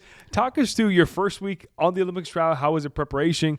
How was the food, the dining? Obviously, I've heard crazy stories about just the food and dining and just the food court in general, how there's so many different food styles. Yeah. But just everything, man. Take us through it. Yeah, I mean, getting to Olympic Village was also just another excitement, just seeing all the countries there. Went to the 2009 World Championships when they were in Berlin, and it's still all the countries there, but it's only for track only. So all swimming, all the other sports do their own World Championships. So having all the sports there was amazing. The dining hall's like a Costco. You have, it's all sectioned off by continents, and so you can get similar food to what you're used to. But then you also have all the athletes in there. I think one day I sat down for lunch. I was just by myself. I didn't see any other U.S. athletes in there. So I'm just eating, and then Hope Solo walks up and it's like, "You're the only American I see. Can I sit with you?" I'm like, "Yeah, you can sit with me. You're Hope Solo." So I'm like, "It's pretty sweet." Hope Solo, So USA women's goalie. So yeah, so Crazy. it's like, so yeah, and she was she was really nice. So we chatted for a little bit, and then That's I so took cool, off. dude. But yeah, I mean, even kind of leading into that, opening ceremonies, the basketball team does not stay in the village, but the basketball team does show up. It's one of their things that they do for the opening ceremonies. So being able to see all those basketball guys show up, they take photos. They're really nice taking photos with Who was on the team at that time? So you had, LeBron was there, Kevin Love was there, James Harden. I'm trying to think, who else was out there? Kobe was there too. No? Kobe was there. I'm trying to remember all these guys that were on that team, but yeah, I mean, it was just, all of them are KD, superstars. boy KD. Yeah. KD was there. So I took a photo with a few of them. That's awesome. Especially James Harden, because he was a Arizona State guy. Oh yeah. Oh, sick. So he only played 1 year at Arizona State before he went pro, but he was a stud.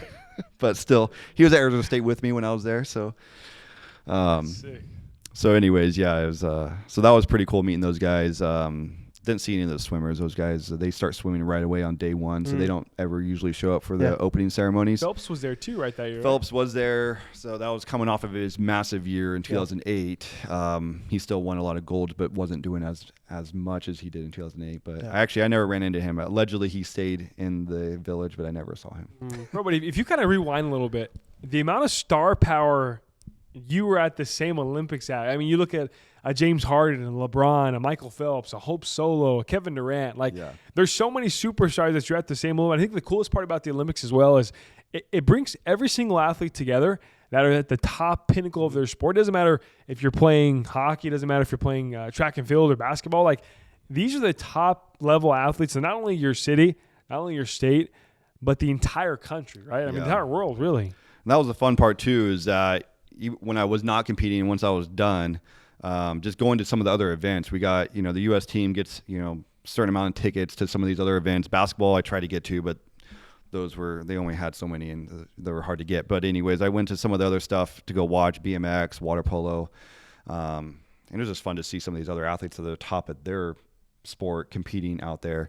I mean, tennis was there. So Roger Federer was there in the Olympic Village with Switzerland. So it's like you have all these stars from around the world that are showing, Usain Bolt, the 100-meter guy, world champion and world record holder and stuff like that, running into him. And, he's a track guy, so I would run into him a lot, but still just... You ever size that guy up? You ever look at Usain Bolt and like, I got him a little bit. Right? How does the mindset go into that? Yeah, that guy's a beast, man. He's seeing that guy warm up even on the warm-up track in the back, it's just like that guy just has another level of talent and speed. Yeah. What's different? I mean, is it God-given talent or is there preparation at all?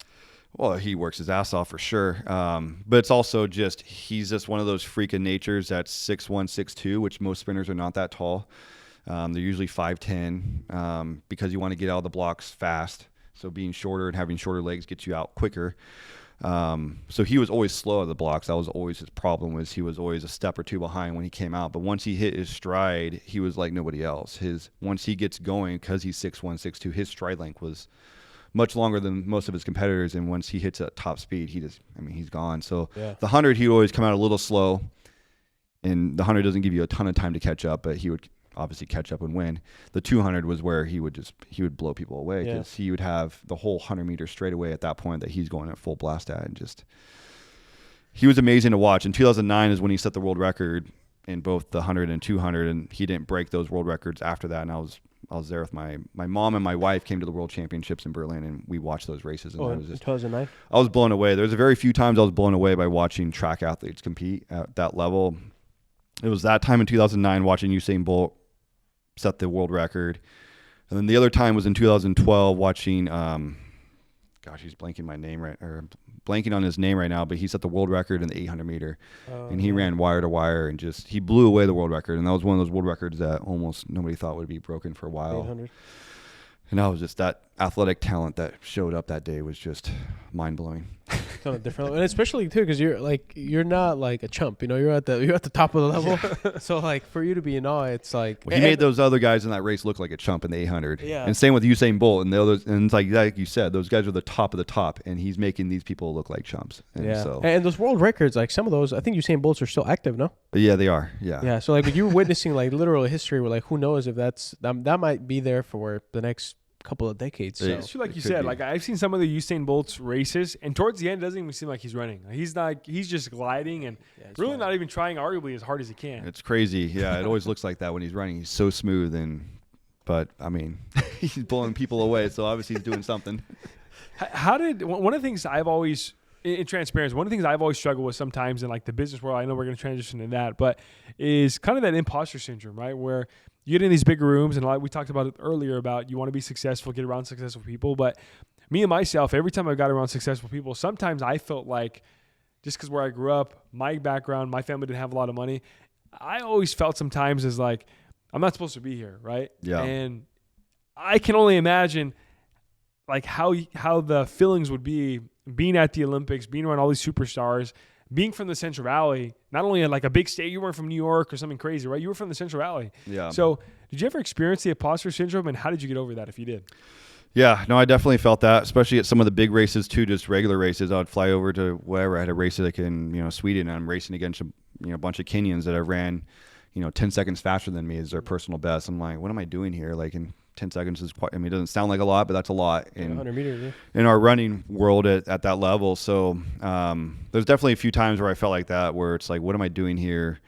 I'm just a kid, from Buchanan, from Clovis, that, is talented, but what am I doing here with the best people in the world? And then even with Olympics with that of some sort, but you really just have to go back to, well, I deserve to be here because I've obviously accomplished certain goals to be allowed to be here.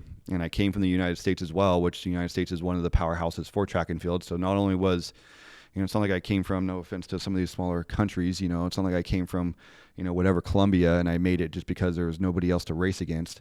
Yeah. I made it on one of the hardest track teams to make it on. And so I deserve to be here. And so that's where you kind of just go back to self-talk and visualization. I use visualization a lot, visualizing what the race is going to be like, play out, okay, what's worst case scenario when you start feeling that imposter syndrome? It's like, well, what's really going to happen? What's the worst thing that would be embarrassing that would happen? And then like, all right, well, let's play that out. Like, okay, well, what are we going to do? And so having that visualization going into the race tries to prevent those negative thoughts to come into your mind, which, I've even, going into business, using that as well to overcome. Bro, it's so sick to see, bro, because a lot of times you see on a TikTok or Instagram, social media, a lot of people always talk about like visualization, right? And manifesting your goals and manifesting the success you want, or whatever the result you want at the end of the day, right? And a lot of times people are watching at home, even myself included, before I kind of got into that stuff, it can always be something of like a super cliche, right? Super corny. It's cliche. Like, what do you mean you're going to just close your eyes and imagine you're going to win this race, Kyle? What do you mean, right? You're going to go to the Olympics, but it's super cool to see, bro, like a Kyle that make the Olympics, or like a Drake, right? Or even an entirely different music industry, right? Yeah. Every single successful person in this world uses visualization to some form, and it works. It does. You got to see it to believe it, and to believe it to do it. So it's like, if you can't see it, then you're never going to do it. So, it starts from somewhere. And honestly, when I was starting in high school and college, I wouldn't share my goals with very many people. I kept it close to myself. I mean, coming in as a freshman, my goal was to win a national title. My goal was to be a multiple time All-American, but I didn't like speak it out to very many people because, I felt like, I guess, somebody would laugh at me maybe if I said that. It's like, well, who are you? Like, how are you thinking you're just going to go out there and do that? Because there's a lot of people that's like, oh, I'm going to do this, I'm going to do that. And ultimately, they don't, or they do. But so I kept it pretty close, but always had that in the back of my mind. It's like, this is where we're going. And I think was one of the big reasons why I was successful in my running career. And then, moving into the business, I had to have an adjustment on how you handle that, but also having that visualization of what my goals are going to be now. And I think it's so cool how you said it, bro. And one of my favorite quotes of all time in business and life in general is that they say that the person who believes they can do it and the person that believes they can't do it, either way, they're both right. It's just, they visualize different outcomes that they believe they can attain, and either way, it's going to happen. Either way, they're right. So, exactly.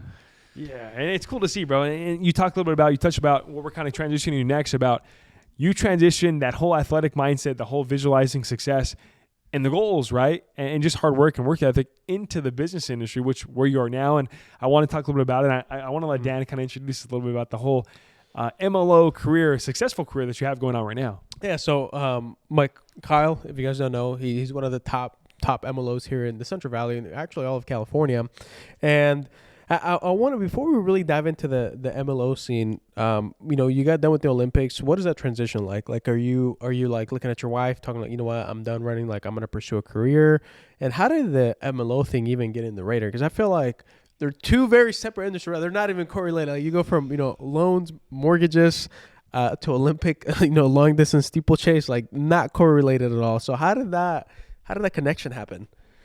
Yeah, it was kind of a wild journey afterwards because, it's kind of somewhat similar because being a loan officer is still an individual sport in a sense, sales. But yeah, after 2012, I kind of knew after the Olympics I was probably going to retire the sport. I talked to my agent. We kind of fished around just to see if there's any money out there still. Nike didn't put an offer up. I had an offer to go up to Seattle. There's a new team being made up there with a coach, and Brooks running. Company was sponsoring that, but I think they offered me $20,000 or $25,000 to move to Seattle. I'm like, well, Seattle's really expensive. $25,000 is not going to go very far. It's very expensive. I can attest. Yeah, and I have married and have a kid now. I was like, yeah, that's. I was a little torn, but at the same time, I was like, look, I accomplished what I wanted to do in running. I wanted to run some faster times. Definitely, there were some goals that were unchecked, but my major goal of making the Olympics and doing what I did was checked off. So the wife and I, we decided that this was going to be the end. But then there was like an identity crisis though for like months, because I was like, well, my contract was all the way through December and the Olympics were in September, August. So I basically had like 3 months of free pay of just trying to figure out what I'm going to do. But I was like, I had no clue what I wanted to do afterwards. I got my certificate in strength and conditioning training. So at first I was like, well, I'm an athlete. I'm going to go train other athletes how to be good. So I'm going to get my certificate in strength and conditioning. So I did that. Interviewed with some gyms. Didn't really like it. Ended up working in car sales for a little bit. I was like, well, I'll try sales. Like, go work in car sales. I tried that for a few months, and I was like, yeah, this is not really my jam. I don't really like doing this. Sitting on the lot, mostly because you have to work weekends all the time and holidays, because I was like, when the prime time of selling cars, I was like, well, this is not fun. I want to be at home on the weekends with my family. So my wife works in education. So it was actually my aunt. My aunt works for Fresno. Well, at the time, yeah, Fresno First Bank. It was pretty new back in 2012. She was pretty high up with Fresno First Bank, and she's like, well, and I was talking to her one day, and she's like, well, you thought about being a loan officer? We have a loan officer here, and she makes pretty good money doing home loans. I'm like, I've never even thought of that, but I'll look into it. That sounds pretty good. They make pretty good money. All right.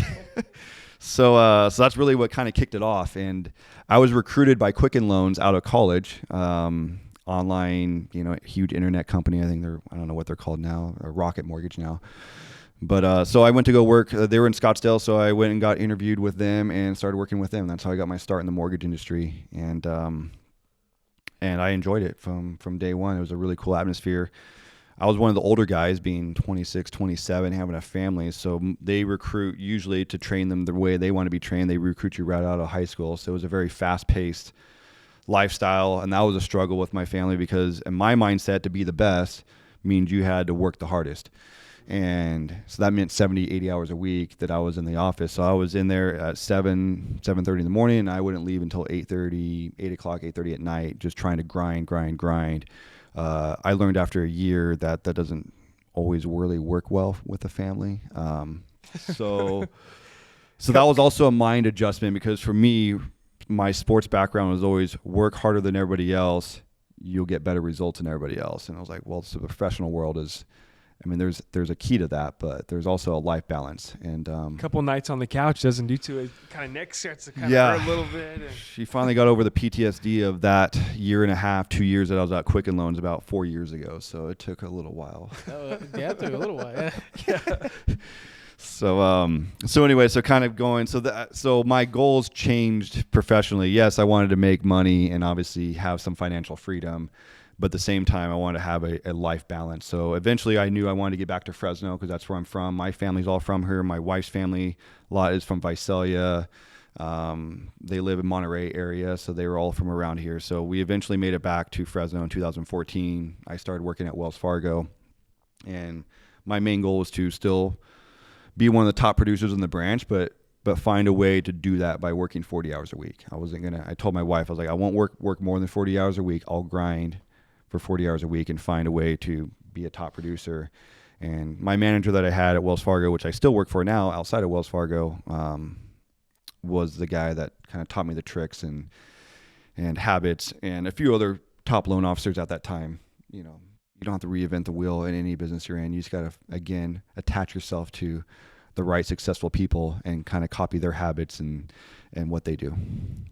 That's sick, bro, because you did the same exact thing in track, and you're like, well, you're telling me if I do the same exact thing in track, same exact thing I did in track, now just transition into the MLO, I can make money, be successful, be with my family. Like, it's kind of like a plug and play formula, bro. And I mean, on that same note too, one of the coolest things about you just said is that a lot of times, bro, people think they have to work 1,000 hours in a week, right? And they're like, I'm grinding. You see a bunch of people on Instagram say, I'm grinding. I'm working every single day, 7 days a week.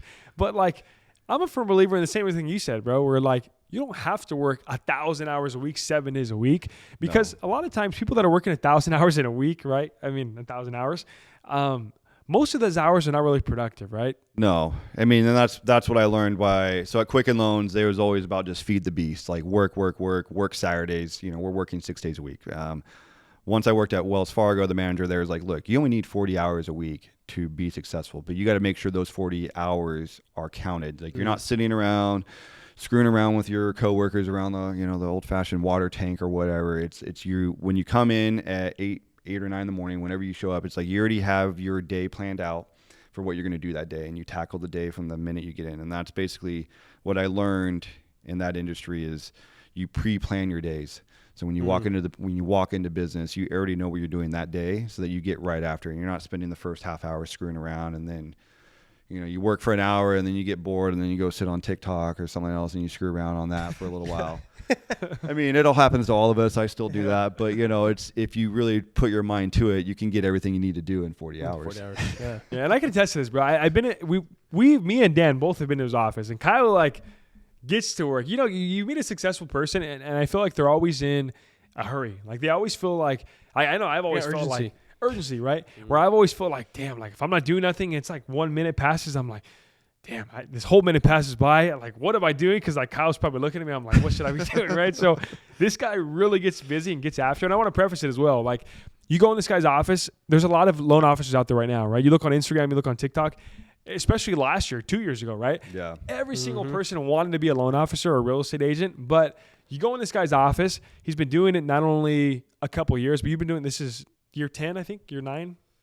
Yeah, about year 10 now, I guess. Yeah, I got into 2014. So perfect. So 10 years in the game, and you go in this guy's office, and the first thing I see, we're kind of competitive too, right? Where the first thing we see is that I think it's a Pinnacle Award, right? You have a Pinnacle Award or some award where you have multi-millions of dollars in production, which really what that translates to is the amount of clients you've helped and the amount of clients you've served throughout the community. So definitely you're watching this at home and you're like, man, I understand. There's tons of guys, tons of loan officers at home that I see on Instagram, right? But like, I'm telling you guys, the reason why you should listen to this, the reason why you should listen to kind of the day-to-day we're saying is like, this guy's legit. This guy produces. This guy's helped hundreds and thousands of families, right?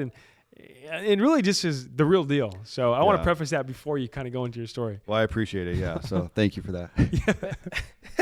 And I think on the same note, dude, like if you guys are still wondering, you're like, all right, Anthony, you're talking kind of a lot. You're talking kind of fast right now. Maybe I kind of believe you. I kind of don't. I want Dan to kind of go into that first interaction that we've ever had with Kyle to let us know and let you guys know, like, all right, we're in the right spot. This guy can play ball. Yeah, it's a really funny story, and for us, it kind of really set the tone because as a company, we were starting to work Academy West insurance business, going to work with the Alameda, and so we're going there. We're trying to get our license to just kind of get a feel for the game, and we're in there with the boy Cameron. And he's gonna tell we're kind of talking about it. He's kind of showing us what to do, whatever. And all of a sudden, like the door opens, and this guy, right? He's a tall guy, he's a big frame. He comes in like, And mind you, hold on. Cameron is like super chill, super mellow, super like mellow, right? He's the low key manager that never gets too angry, and never gets too happy, but he keeps the tone solid. Perfect. Yes. Perfect description right there. Perfect So we're description. having the exact way he's described Cameron.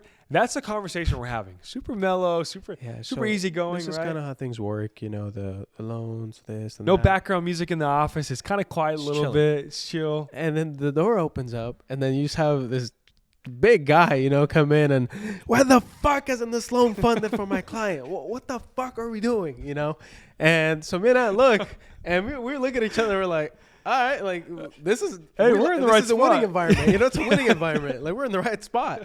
And it was so funny. And like he said, Cameron, no reaction.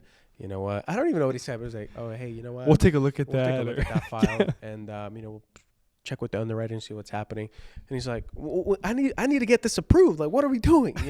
And I took some of the language there, off. But yeah, me and I, long story short, we're like, all right, like we want to work with this guy. Like whatever. And to preface it too, dude, like I think at the end of the day, like we're not corporate guys at all. Like we are definitely not the guys where we can fit into like. We like to have background music. We like to have fun where I work. We cuss a little bit, right? Freddie tells us not to cuss. Chirp a lot, chirp a little, depends on the day. Yeah. So as soon as we saw Kyle come in, he said his famous line. I was like, man, I feel at home right here. Yeah. Like, it smells good. Yeah, it almost like broke the ice for us. Like, all right, cool, it's comfortable now. Yeah. So yeah, that's the type of guy Kyle is. And I know a little bit off camera we talked. The reason why you have that passion behind behind getting your clients approved is because you were saying that like, hey, if you've been in the game long enough, so you know what the data looks like, what the info looks like, and you know that if a client should be getting approved for their home, like you're gonna do everything you can in your power to make sure that that loan gets pushed through and you're able to get your clients the keys of their new house in their hands. Yeah, I mean, the reason why I picked and stayed with being a lender is that I have a huge passion with people having home ownership. I think home ownership is one of those things that sets you up for wealth for life. I mean, there's tons of studies of people that have rented for their whole life and then buying a house, and sometimes it could be a first-time generation buyer for a whole family. Their family immigrates here and they're the first ones to buy a house for their whole family. And just having a house, for one, you have security. You know where you're living. Your landlord's not going to call you and be like, hey, we're kicking you out. We got to sell it or whatever. But for two, you're building equity in that house. I mean, you could buy that house. I mean, obviously, if you bought that house 10 years ago, when I first got in the industry for $250, that house is now worth $450, and that's money in the bank that they get to keep to then now buy the next house and put that $200,000 equity to work on the next house and move up. So that's why I'm so passionate about it, because I see the value of being a homeowner, what it does to families, what it does to the community. I mean, even that too is just when you have a neighborhood full of renters, those renters don't take care of the house fully. They don't take care of the yard. But when you have a neighborhood full of homeowners, that neighborhood, the crime goes down, the quality of life goes down, the kids grow up in a better neighborhood and so forth. So I'm just very passionate about it. And obviously my passion is on my sleeves always. It didn't work out super well when I was at corporate Quicken Loans. I mean, Quicken Loans was definitely a fun company, a bunch of young dudes and girls that worked there. We'd have power hour and shotgun Red Bulls and stuff like that. But then I went to Wells Fargo, which is, the whole banking, wear a suit and tie, corporate. The whole other end. Luckily, I had a really cool manager, which is, I still work with Pat. Really cool guy too. Very cool guy. He's very different than the other two managers. I didn't realize how lucky I kind of got stuck in with his office. It honestly probably kept me in the career, because otherwise, if I would have gotten stuck in one of the other offices, I think my mentality and my attitude and my passion probably would have been met with a little bit more consequences. I mean, as you guys first met me, that was my passion. I wanted this loan done for this family, and I was pissed off it was not done. And if you all talk to anybody in my office, they usually know when I'm fighting for a client. They hear it. So it's something that I love to do. And I think it's cool too, because sorry to cut you off. If you're watching this at home and you're like, okay, what does that translate? Like, how does that benefit me, right? Really what it benefits you is that whenever you have a loan officer, it really comes down to, is the loan going to get approved or is it not, right? Yeah. And there's certain things that loan officers can do as far as making sure they know the guidelines, making sure they know the rules, making sure they know the field or the track they're running on, right? Yeah. And I feel like it's cool because seeing that passion with Kyle let us know right away. It was like, okay, cool. So like, we ever get a home loan, we ever need a home loan, like this is the guy that if someone's ever holding the loan up, like it's never going to be on our end, right? It's always going to be like Kyle's going to make sure he pushes 100% to make sure he's in your corner, to make sure he fights for you, to make sure that that dream of becoming a homeowner is 1,000% possible. And with Kyle, if it can get done, it's going to get done for sure. Yeah. 100%. And on the topic of business now, obviously you said you had to switch up some of like you kind of took the core of what made you great as an athlete and you translated that into business. But it wasn't, obviously it doesn't go like, it's not like super all the way across the board. Some things like, winning environment, applied that at the Wells Fargo with Pat.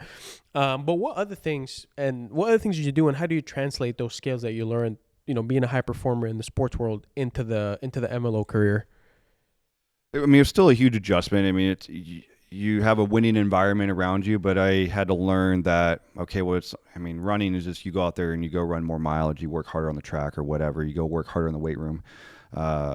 It's not like that in sales. It's not like you can quantify necessarily what that means. Like, what does hard work mean in sales? So it took me a while to kind of figure out that formula of how to operate, to bring in more business, attract more people, and attract, obviously, referral partners. So working with financial advisors, CPAs, realtors, and kind of learning the craft of, because that's honestly not my strong point, is talking to people and really networking.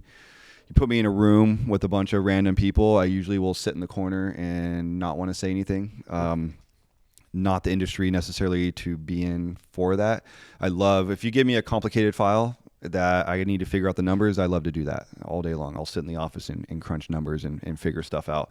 So I had to really learn how to operate by meeting people and forcing myself to have coffee with people and forcing myself to get out there and forcing myself to network to bring in more business. And so I think that was the hardest transition, but that has been something that I've learned to now enjoy. How did you first kind of break down that wall that you had though? Because I was very much the same, dude. I was like when I first kind of got into sales, very quickly, if you're into sales, any type of sales, that relationships, networking, and meeting new people, that's like one of the biggest things you can do to quickly shift your career. And I was a very shy person. Like I hated talking to people. Same thing. You put me in a room, you'd find me in the corner. I might even leave the room. I might even be there. And for myself, one of the things that I did was I was like, dude. I had the position to go door to door kind of got brought to my lap, and I was like, man, going door to door, like there's nothing else that's gonna kind of jump into like an ice bath. Like that's like jumping in the ice bath and you're just kind of breaking everything down. So for me, that was my experience. Going door to door, I sucked at first. It took me many blocks, burning a lot of blocks, like they call it in that industry, to kind of break that ice down. But what did you do to break your ice and be more comfortable now, eventually enjoying those conversations, networking, meeting new people, and those things? Yeah, I started out by myself. I remember driving to sometimes these social events, and then I'd look at the parking lot and see all the people in there, and I'd leave. I'm like, I'm not going to do this. It's too much. So really, I had to go get some peer support. So I would just invite some of the other loan officers from my office, like, hey, let's go to this thing together. Let's do this together. So at least you and I, if we get 2 or 3 people together, it definitely helps. So luckily we had an office with 10 or 12 loan officers, so I'd grab some of the other newer guys, And that's what first helped break the ice. Eventually, once I realized that I belonged there and I was the same as them, and these realtors or these other loan officers or these insurance guys or whatever they are, we're all the same as me. We're all here to network and talk to people. They all might be shy too, and they're here outside their comfort zone as well, just trying to meet people and share business and figure out how we're gonna grow our businesses together. I think that's where the mindset changed of like, well, yeah, now I can walk into a place and be like, okay, well, they're all just trying to network as well. Yeah. And that's so key too, because in that story, there's the kind of like the resilience, which probably goes back to the running and the training. Sometimes you feel the legs get heavy and you're like, yeah, I got to push through, and it's that story of showing up at first and then just like, hey, you know what, we'll go to the next one. And then leaving, but eventually kind of sticking to it, right? Like slowly hacking away, slowly doing the work. And eventually, getting to the place where you feel like you belong there, because I feel like in sports too, I think that's a big part of like the self-confidence is, the work that you do behind it affects how you view yourself too in the mirror, right? When you look at yourself in the mirror, you know that if you maybe didn't push yourself the last 1,600 meters or whatever the mileage was, or you know that at the end of the week, maybe you didn't finish the 95 miles that you were doing a week, right? Maybe you clocked in 87 miles for the week. And in this game now, that if you actually tried to show up to the events, or if you went in there and just sat there, or if that if you went in there and tried to talk to the people. And I feel like that's such a key thing too, to take away from that story, where showing up is almost half the battle, and eventually too, as you keep hacking at it, it obviously you get magic results, you start getting all the results, but showing up, it's just, that's half the battle, like they say. Exactly. Honestly, right now you're dropping a lot of game right now for some loan officers, where this is Ant's like signature line. If you go back or rewind the show, I love it. But it's so true. Like it's so true. Right now, to a lot of the rookies, that are in the loan office in the MLO, the lending game, I think that's probably even an insurance game. I think even though you mentioned rookie, right? I think even further than just a rookie, I feel like now more than ever, right? There's people that have been in the game a long time, and now is a very different time. We talked a little bit about camera. If right now is a good time to buy a home, right? Yeah. And right now is a very different time in terms of interest rate, especially this last year, especially if you've been in the loan game, you've been in MLO for the past 5 or 6 years, 3 years, right? You're not considered necessarily like a rookie, but chances are you need to adapt, right? And you've done a really good well at doing so and making sure you're always constantly sustainable. But one thing before we go into that, I want to ask you is that if someone's watching at home, they're an entrepreneur or they're looking to get into the real estate game, why did you pick being an MLO opposed to being a realtor? For me personally, just my background in numbers, just liking, again, it goes back to my belief. Realtors are more people person. They're the ones out there showing the properties, talking to the clients in their house to list their house. They're more of the talkers, so to speak. Wasn't really my personality. I loved the number aspect. So the lending side was always kind of drawn more to that side of the transaction of crunching numbers, figuring out payments and interest rates and whatever kind of stuff for clients. So that's what kind of led me more that way than because I did try the real estate side. I interviewed with some real estate people too, thought about it, but just the fit was better that way. It definitely is a number side for sure. Like seeing the side of it is definitely like a numbers heavy where you're figuring out scenarios and a lot of, I was never good at math when I was younger. I did horrible math. I actually had to get a math tutor. And I was the guy who stayed after class a lot. So I can attest to that, man. It's definitely a lot of numbers in it. So aside from numbers, obviously people at home, you see a lot of TikToks right now, especially in the real estate industry. And numbers is a big thing, right? You see a TikTok that says, based off 10 years ago, 2014 or 2013, this is the numbers that it would have been to buy a home versus now. And obviously there's tons of different drama, propaganda. You watch the news and they tell you to buy a home one day, tell you to not buy a home the next day, right? So coming from a experienced, top level experience, right, just knowledgeable MLO, what do you think as far as if someone's right now watching this at home and they're looking to buy a home and they talk to their spouse, I want to buy a house, is right now a good time to buy a home?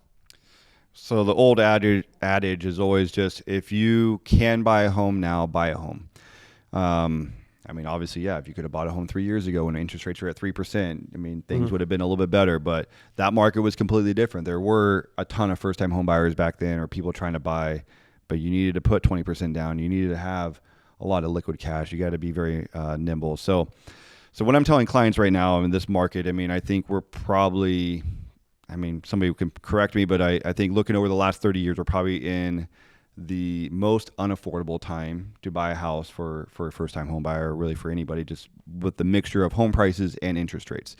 With that being said, because there's such a shortage of homes for sale, I don't see that probably ever changing with the policies that America keeps passing. I mean, obviously, during COVID, we threw in $7 trillion of money into the economy that had to go somewhere, that caused inflation to go up through the roof, that caused home prices to go through the roof. At some point, that had to slow down, so interest rates are now high. I don't really see a scenario in my mind where home prices or home affordability will get any better. What I tell first-time home buyers right now is if you can swing the payments and make it work, get in. Interest rates always go up and down. Home prices over the long haul always go up. So you're not, some people are like, I'm going to wait for home prices to drop 50 grand. Well, that bet is probably not going to pay off, but the bet of rates going back down to 5.5% is 100% going to pay off. We just don't know if that's going to be in a year or two from now. So get in with the pricing you can get in now, because that house that's for $400,000 now will 100% be $450 in a couple years from now. So I guess that's the best I could try to say. Yeah, no, that's 100%. I mean, it's tough. It's tough. Yeah. The payments are tough. I get the strokes are tough right now. So, but that was an honest point of view from an experienced loan officer, right? I feel like you talk about rookie loan officers, right? Most rookie loan officers would tell you like, hey, Kyle, no, like best time to buy is right now. Never buy time. They wouldn't mention the affordability, right? They wouldn't mention the fact that it has gone up, right? I mean, yes, It has gone up. But at the end of the day, if you look at, like you said, home prices are always going to be on the rise. Someone's always going to need a home to buy, right? Someone's always going to need a home to live in. So if you look at the long-term, perspective, 100%, man. And one question I want to have, just kind of like for me, from like a buyer's perspective, is people watching at home probably hear interest rates a lot. It gets thrown around everywhere, right? Yeah. Mm-hmm. And one thing I've always wanted to know is, why do interest rates go up and down, and what kind of dictates the interest rates? Well, there's a lot of different factors. Mortgage rates aren't completely tied to the Fed rate, but they are, in a sense, to the 10-year Treasury bond. So when the Feds talk about raising rates 0.25% or dropping rates 0.25%, that doesn't necessarily directly relate to mortgage rates. However, mortgage rates do play off of that a bit. And obviously the Feds are raising rates, or had been raising rates for a while, to slow down the economy.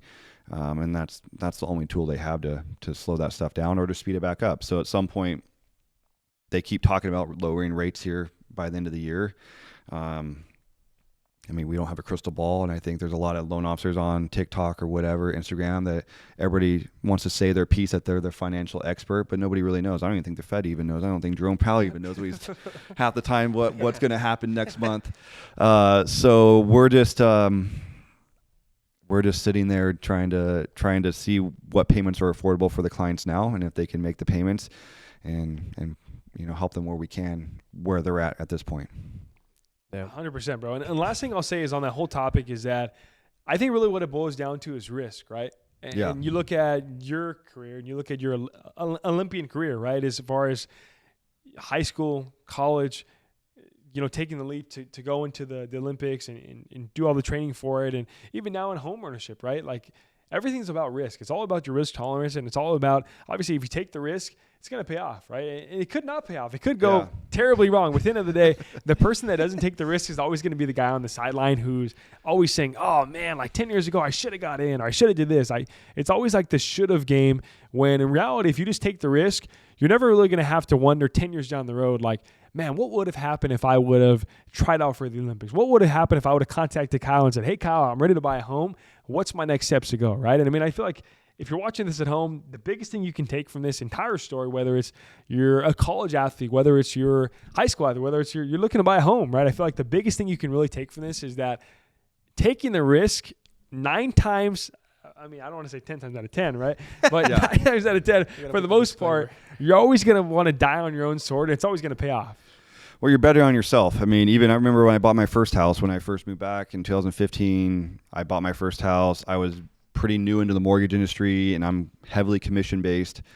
I didn't know, really, I was like, man, I don't know, this payment's a lot. I don't know if I can make this. This is like, another $600 more than what my rent was. But you got to take a risk at some point. I jumped into the market, obviously happy it did. Everything paid off. You gambled on yourself. And that's what I tell my clients. I'm never that loan officer to force somebody to do a payment or force somebody into buying a house.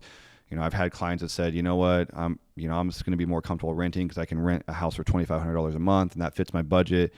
I can buy a house right now with these interest rates, but my payment's going to be $3,500 a month. And I'm like, look, I get it. I mean, in the long run, I still think that obviously you're going to build appreciation and it's going to pay off for you. But if you're not comfortable and you don't trust yourself to make that payment, then don't take that leap. But if you're comfortable between yourself and your spouse or whatever the decision makers are between that are going to make those payments, and you feel like you can hang on to that, at least for a year or two until rates kind of calm down, then I'll jump in and I'm there to help you out with that process. But it's true, like you said, bro. I mean, me personally, I bought a home 3 or 4 years ago, and just looking at the price from 3 to 4 years ago, and I was like, oh my gosh, no way. Like, and I remember talking to the realtor, and I'm like, is there any way they can go down? I mean, what do you think? And obviously looking back now, it looks like a couple of years, it's worth like $200,000 more than then, right? And I'm like, I was asking him then, can they go down? I mean, is that the highest price they can do? What kind of bargain can we do, right? So I think that's it's going to be like a never-ending game where you're always going to think, if I wait a little bit longer, I can maybe get in a little bit better rate. But I know you never want to be the last one in the door, and then everything just drops off. But yeah, I mean, 2008, 2009 was a rare occurrence in the mortgage industry. Obviously, our industry got revamped quite a bit. And real estate's changing again. I mean, the NAR settlement that just happened with realtors, that's going to be a curveball. If that ever really does come to fruition, I know there's still some pending stuff that needs to be settled on that. Yep. What's your thoughts on that? I mean, at this point, it'll work out. Lending industry, and even in the time I've been in it, I got in 2014. So this is obviously after the financial reform in 2009. I got in, and we still had some multiple big things change. The biggest thing was the CD, the closing disclosure that came out. And when I was at Wells Fargo, we thought that was going to kill our industry. Like, oh my gosh, now we have to do this closing disclosure at the very end, and now we have to wait 3 days before they can sign loan docs. This is the stupidest thing ever. And ultimately, it became a nothing thing.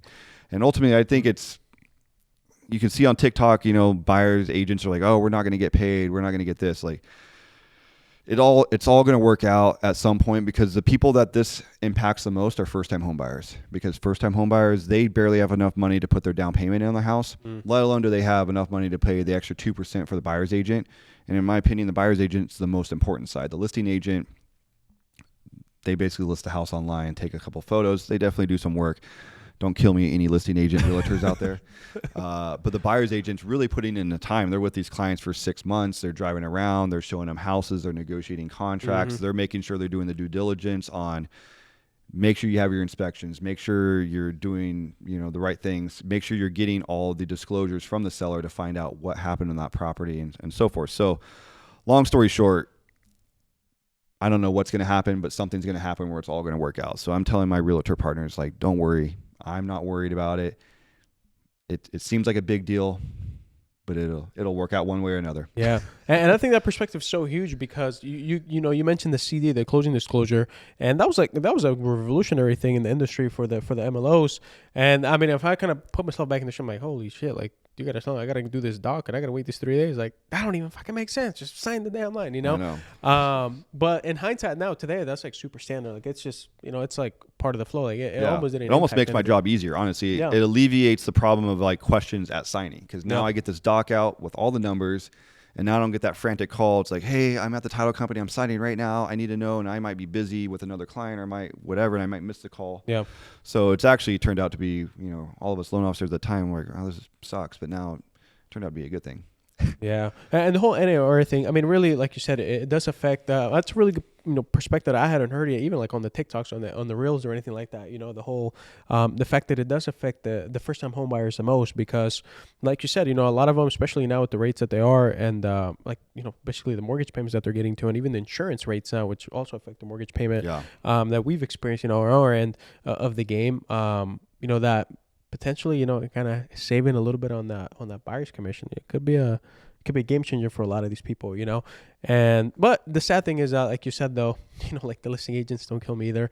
You know, they have the easy do end do a of lot it. of work. I mean, They do, yeah. Like one thing that goes unnoticed. I mean, obviously people see online these real estate shows. They see the Selling Sunset. They see $1 million listing, and what they don't see is that sometimes you can take a buyer to 10 different properties, right? And they're like, I don't really like that kitchen a little bit. You know, let me take the next one, right? But it's completely like all right just because of the fact that it's one of the biggest, if not the biggest purchase they're ever going to make in their life, right? So they want to make sure they get it right. So, yeah, like you said, Kyle, I think you hit it right on the nose, bro, as far as they do a lot of work. Yeah. And so it's definitely merited. So, yeah, 100%. And like I said, not to quote my line like Dan said, Dan kind of said it earlier, but I think if you rewind back this podcast a little bit at any point, whether you're an MLO, whether you're a realtor, whether you're an entrepreneur, whether you're an athlete, right, you're trying to get in the game, I think that Kyle dropped some game today as far as on how to be successful in every single industry, in any industry you're looking to get into. But now before we close, I want to kind of get into a little bit of a rapid fire.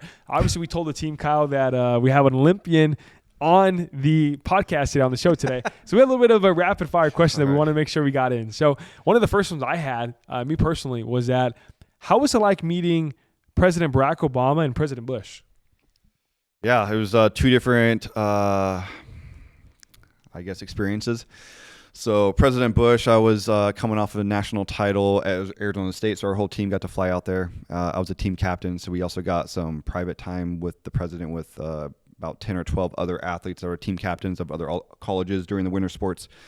So that was pretty amazing. I mean, just to me, just sitting president alone is pretty amazing. And then getting a second opportunity after making the Olympic team to go meet Barack Obama. And Michelle was there, and Biden. I got to meet him as well, who's now, you know, president obviously right now. So they all were in the line. But that was a much, I don't know, the U.S. team has about 300 athletes or so, and I think like about 250 of us showed up there. So it was very quick. You didn't get to have really the intimacy that I got to interact with Bush with, but got to walk across the stage, told Barack Obama a quick joke to make him laugh. So I got a really good photo. And what was the joke? What was the joke, dude? What was the joke? Yeah, so I used to watch the news back then. I try to avoid the news right now, it seems like sometimes, But at that time, he was visiting a small pizza parlor somewhere, and the guy grabbed the owner of the pizza place, grabbed him and gave him a bear hug and lifted him up. And like it was a whole thing on the news. Secret Service was like, "Oh crap, what do we do?"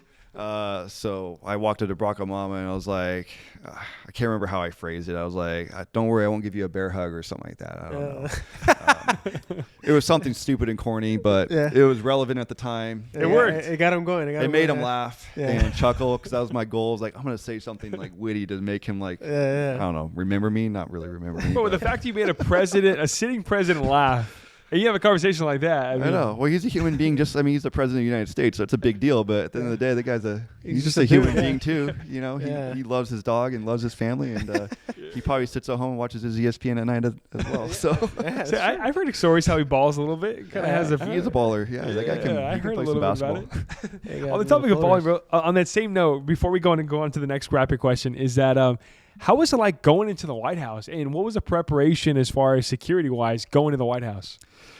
Yeah, I've been fortunate enough to go there a couple of times, and the security is always crazy high. Just even before you even go in there, just sending all your passports, background checks that have to be done the week prior. And then, and being in a big group in the settings that we're in, going through security is pretty easy. You walk through a metal detector and so what, and you're in. But then, you got to obviously stay in the line, and you can't just go wander off to whatever room you want to go into. But you have some free reign. I mean, the whole main floor is pretty wide open for you to walk around. All the private quarters are on the second floor or whatever it is, third floor. So it's just amazing to see all the history in that stuff. Yep. I mean, America's not that old, but still 300 years. A lot of history. All that's been there, all the presidents that have been there, all the decisions that get made there. How's the surreal. I mean, on the real estate market, like real estate side of it, how's the renovation in there? Is it super old, outdated, or do they keep it up modern, updated, or what's going on in there? So, I mean, I know a little history about this. So every sitting president gets to redesign it of some sorts. Obviously, they can't take down historic artifacts and stuff like that, but they can change out all the curtains. So, a lot of that main comfort creature type stuff, curtains, that type of stuff, all gets updated. wallpaper and so forth. That stuff sits obviously for years and years and years. But they keep that thing up to date. It's old, but there's always being renovation. I mean, every time I've been there's always some sort of renovation going on somewhere in the White House. So there's always something going on to keep it pristine. Yeah. That's sick, bro. I mean, not many people get to go to the White House. I've never been to the White House, and not many people get to go to the White House once in their lifetime. You've been multiple times. Yeah. That's crazy. Another rapid fire question too is that we had is, how was that? What did you lean on to transition away from, being an athlete? Because you mentioned the identity crisis a little bit. And I think that's really big for a lot of people that play sports, even in high school, that played sports growing up all the way from there, like the Pee-wees all the way up to maybe high school, or even like a little bit of college, maybe a little bit of pro. How did you navigate that identity crisis and that transition from, okay, sports career is done, like next chapter of my life begins? Yeah, I mean, I think it's just relying on that circle of people around you. I mean, I didn't really touch on this earlier, but all throughout my career, I always had a circle of influence around me of strong people. My wife at some point entered the conversation, but before that, when I was in high school or when I was in college, I had certain friends from high school, my parents or pastors or other leaders around that I would rely on during tough times. And that was no different. I mean, at that time, it was just, trusting in my faith and just trusting in the people around me of like, all right, well, this is what the next chapter, something's going to happen and we're going to, take it full steam ahead. So having that circle, I think I always tell young people is make sure you have a circle or sphere of influence or strong people around you, because you're going to have weak times. Everybody does. And if you don't have people around you that you can really lean on, then life's going to make it a lot tougher. Yeah, 100%. I think that the support system, like for myself, it's just, close members, family, good friends. And that does make a difference. Sometimes you do need that, like you do got to lean on them a little bit. And it definitely makes a difference if you have a nice strong wall to lean on, as opposed to maybe like something that's not that strong, a little more flimsy. Next question I have is, I'm gonna run my first marathon ever. I've never even ran long distance, dude. The most fucking miles I've ever ran before, actually, this past few days is 2 miles, like at a time. What are some tips? What are some advice that you would give somebody? I mean, I'm gonna take this one personally, but that you would give somebody prepping for a marathon. I know that's like way higher distance, but you're in the game. You got some tips. Yeah. My main tip for an average runner is don't overtrain. Most people are like, I'm going to do a marathon, so that means I got to get up to like 15 miles at one point from one of my long runs. I mean, yeah, that'd be nice if you can get up to that level, but for the average runner, you're probably going to get injured if you try to run that much. I mean, if you're doing 8-mile long runs on a Saturday or a Sunday, you'll be fine. I mean, ultimately, your body can survive running for 3 or 4 hours without you pushing your body to that limit. So if it's somebody that you don't have a running background, you don't really run that much, but you're like, I'm just gonna, for whatever reason, you got a hair and you're like, I'm gonna go run a marathon. Totally cool. Definitely train, run some miles, but don't kill your body with miles, because what you're gonna do is just ultimately injure yourself and you're not gonna make it to that goal. So if you get to 40 miles a week, you're solid. Your body naturally just won't let you. I mean, well, you can quit, but I mean, your body can go farther than you would ever think your body can go without a lot. Yeah, exactly. That guy's nuts. But I was going to say, so the opposite of what your body David can go a lot said. further than what you think your body can go without very much training. Yeah, who's gonna lift the boats, man? How many miles are you at right now? Well, dude, in the past 5 days, it's funny you mentioned the overtraining thing, because I was starting to feel it. Like, so I sports, it was soccer, slow. Soccer and football. So obviously it was football towards the later, like half of like my athletic career. So a lot of short burst, fast twitch stuff, not a lot of long distance stuff. So like, I mean, I would run a mile, maybe 2 tops, and I thought that was a lot. So like my first day of like official training, I was like, fuck it, I'm gonna run 5 miles. I've never even ran 3. Yeah. So I ran the 5. 5 was brutal, dude. I was just like, holy shit. I got 26 and some change. Like, what the hell? So the 5 miles was pretty brutal. And then after that, I think I ran like 2, or I took a day off, ran 2, took a day off, ran 3. So now I'm averaging, like, my short days been like 2 or 3. Perfect. But it's been rough, dude. Like, so the overtraining thing, I'm like, damn, maybe I do need to take that time off. So sometimes what helps is you go up high. So maybe you jump up to 6, but then come back down to 3. So like you got to kind of bounce back and forth. Yeah, I've seen that. Just kind of like little short, and then usually 1 or 2 long runs in the week. I'm not there yet for the 2, but but it's painful, dude. So like I think he showed me a stat. He's like, dude, this guy used to run 95 miles because we were talking. I've been talking about. I was giving him my next question, bro. Yeah. And he was like, this fucking guy ran 95. I was like, holy shit, 95 miles in a week. Yeah. We thought we were doing good. I'm like his coach on the side. You ever see Rocky? Yeah. I'm like Mick. I'm like Mickey over here. I'm like on the side of Danny, like, you got it. Come on, you know.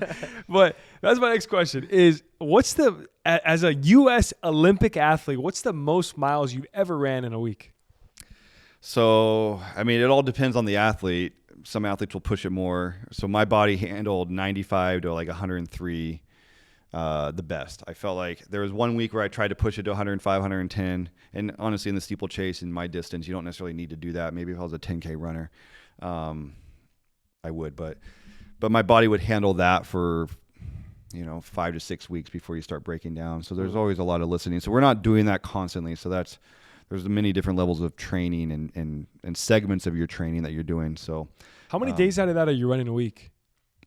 Well, you're running 7 days a week to hit those mileage. And usually, so three to 4 days a week, you're running twice a day. So you're waking up. If you really divide it out, take 100 miles, divide it out by 7, obviously that's, whatever, 15 miles or something like that. I don't know. I should know math better right now, but I use calculators a lot. So I'd always have a long run. So the long run would always be on Sundays. So I'd run anywhere from 16 to 20 miles on the long run day. And then, a couple days a week, I would run like maybe 4 or 5 miles in the morning, and then I'd go run 10 miles in the afternoon, or vice versa. I'd run being in Arizona, sometimes I'd run the more bulk of it in the morning. So you figure out ways to break it up a bit, but you're still just pounding the pavement. That's insane, dude. Or the trails. You're almost kind of averaging like a half a marathon every day, essentially. Until yeah. A little bit more. It's a lot, and it forces you to eat a lot of food, a lot of calories. What about the diet for a runner though?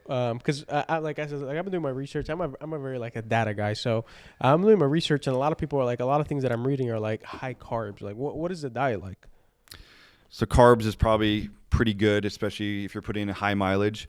At that level of mileage, you definitely need carbs because that's what you're getting your energy from for a long period of time.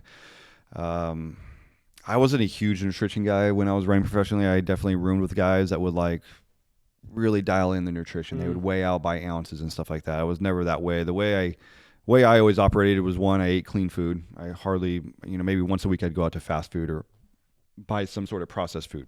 All my food I would buy would be I'd make my rice, make my potatoes, make my meat, make my vegetables, fresh vegetables, whatever. So I'd always eat that. And the way I managed my weight is obviously if I was gaining some weight, I was eating too much, and if I was losing weight, I was not eating enough. So I never weighed my food. I just ate until I felt I was full, and I just weighed myself every day. So I had an idea of what my ideal weight was when I needed a race. And that's how I gauged how many calories to take in. It wasn't super scientific, but simple formula, yeah. But it worked. It worked. I mean, it probably could have been better, and maybe I could have raced a little bit better, maybe if I managed it slightly better. But I don't know. I didn't have the resources or the. 100%. But it worked, bro. Next question I have. We have about 2 or 3 more. I know producer Mark, I had a question as well we're going to ask right now. But one of the questions I have is, if you're running, what is the top running shoe right now in the game you would recommend? So that one's a tricky question. It's really whatever fits your foot. I worked at a running store when I was in college. I mean, the two top brands typically in running are going to be Asics and Brooks. I know Hoka is a new brand that's been making a lot of strides. And then that On brand has been very popular lately. But it's just really whatever fits you. I recommend, if you want to get in running, go to a local running store. I know Fleet Feet over by Fort Washington is one, but there's others. And really get a professional to analyze your stride. What they'll do is they'll watch you run or walk in that shoe, and they'll see how your foot is moving. Because if you have the wrong shoe on, you're going to get hurt 90% of the time.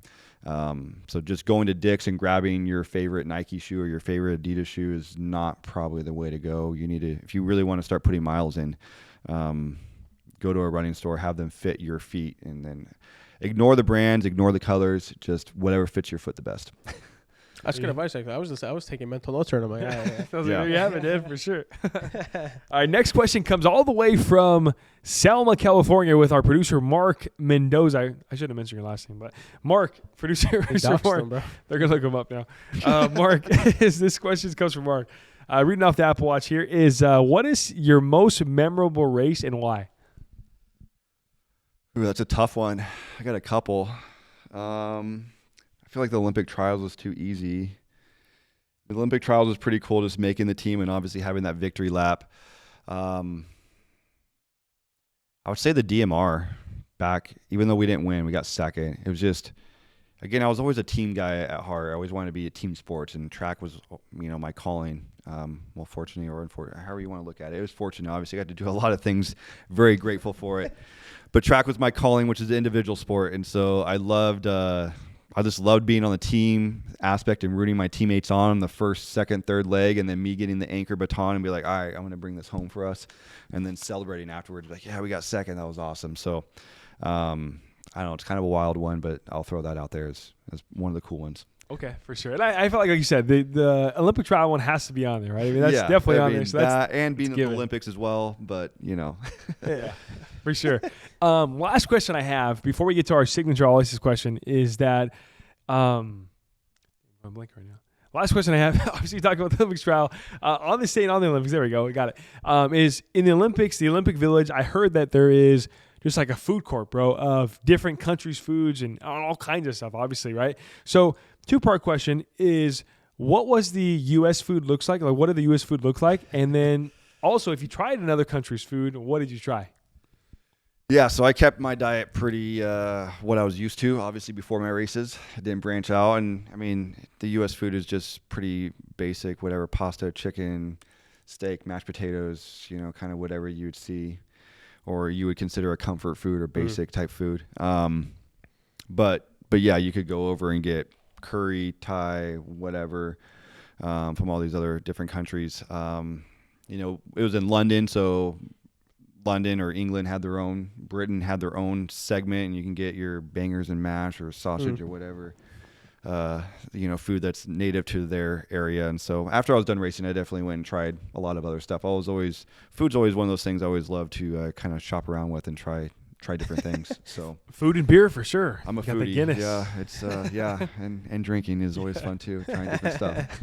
That's cool, bro. That's a once in a lifetime experience, bro. And I know that, like, you talked about Switzerland, you talked about the different parts, and I can only dream about, like, once in my lifetime for sure before God calls me home. I want to make sure I try the Guinness over there in Ireland, and then try some food on the other ones. So. Obviously, we got a long time today, and we can't say thank you so much enough, bro, 100%. For coming on today. And obviously, I know not only do you have a crazy background, but you also have a crazy life right now between balancing being a superstar dad and then a superstar husband and also a superstar MLO, bro. You got tons of stuff going on. So we can't thank you enough for showing up today. Obviously, they can't see it right now, but it's late at night tonight and on a Thursday. Yeah. And so thank you so much for showing on, bro. And before we end today, we always have a signature All-Aces podcast question we like to ask. And I want to ask you today, it's kind of a two-part situational question where I want you to picture young Kyle, right? Like young Kyle, maybe as you just got dusted, right in your college career where you're like, dang, like I just graduated the college career. I'm gone to the next level, and I really don't know if everything's going to be okay. What would Kyle now, obviously flashbacking all the success you've had over the years, what would Kyle say now to that younger Kyle to let you know that the success is coming and everything's going to be okay? Yeah, I mean, honestly, it's still the same thing I tell myself sometimes when things seem like they're on the down and outs. But it's like just trust the process; it'll all work out. Keep doing the little things, keep the people that are important around you close, and everything will eventually work out. That's solid advice. I don't know, simple, but No, perfect advice, bro. And like I said, perfect advice. It's applicable to everything. Not only if you're running. Dan kind of had some good questions today, especially for himself. Especially on the way over here, he was talking. He's like, bro, I'm gonna ask this question. I'm gonna ask this question.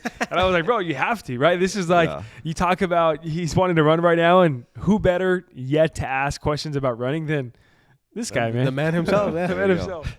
So last question, bro. Not really a question, but if someone's at home and they want to get some tips for running, or they want to just pick your brain about running, or even they're looking to buy a home, right? Where can they find Kyle Alcorn?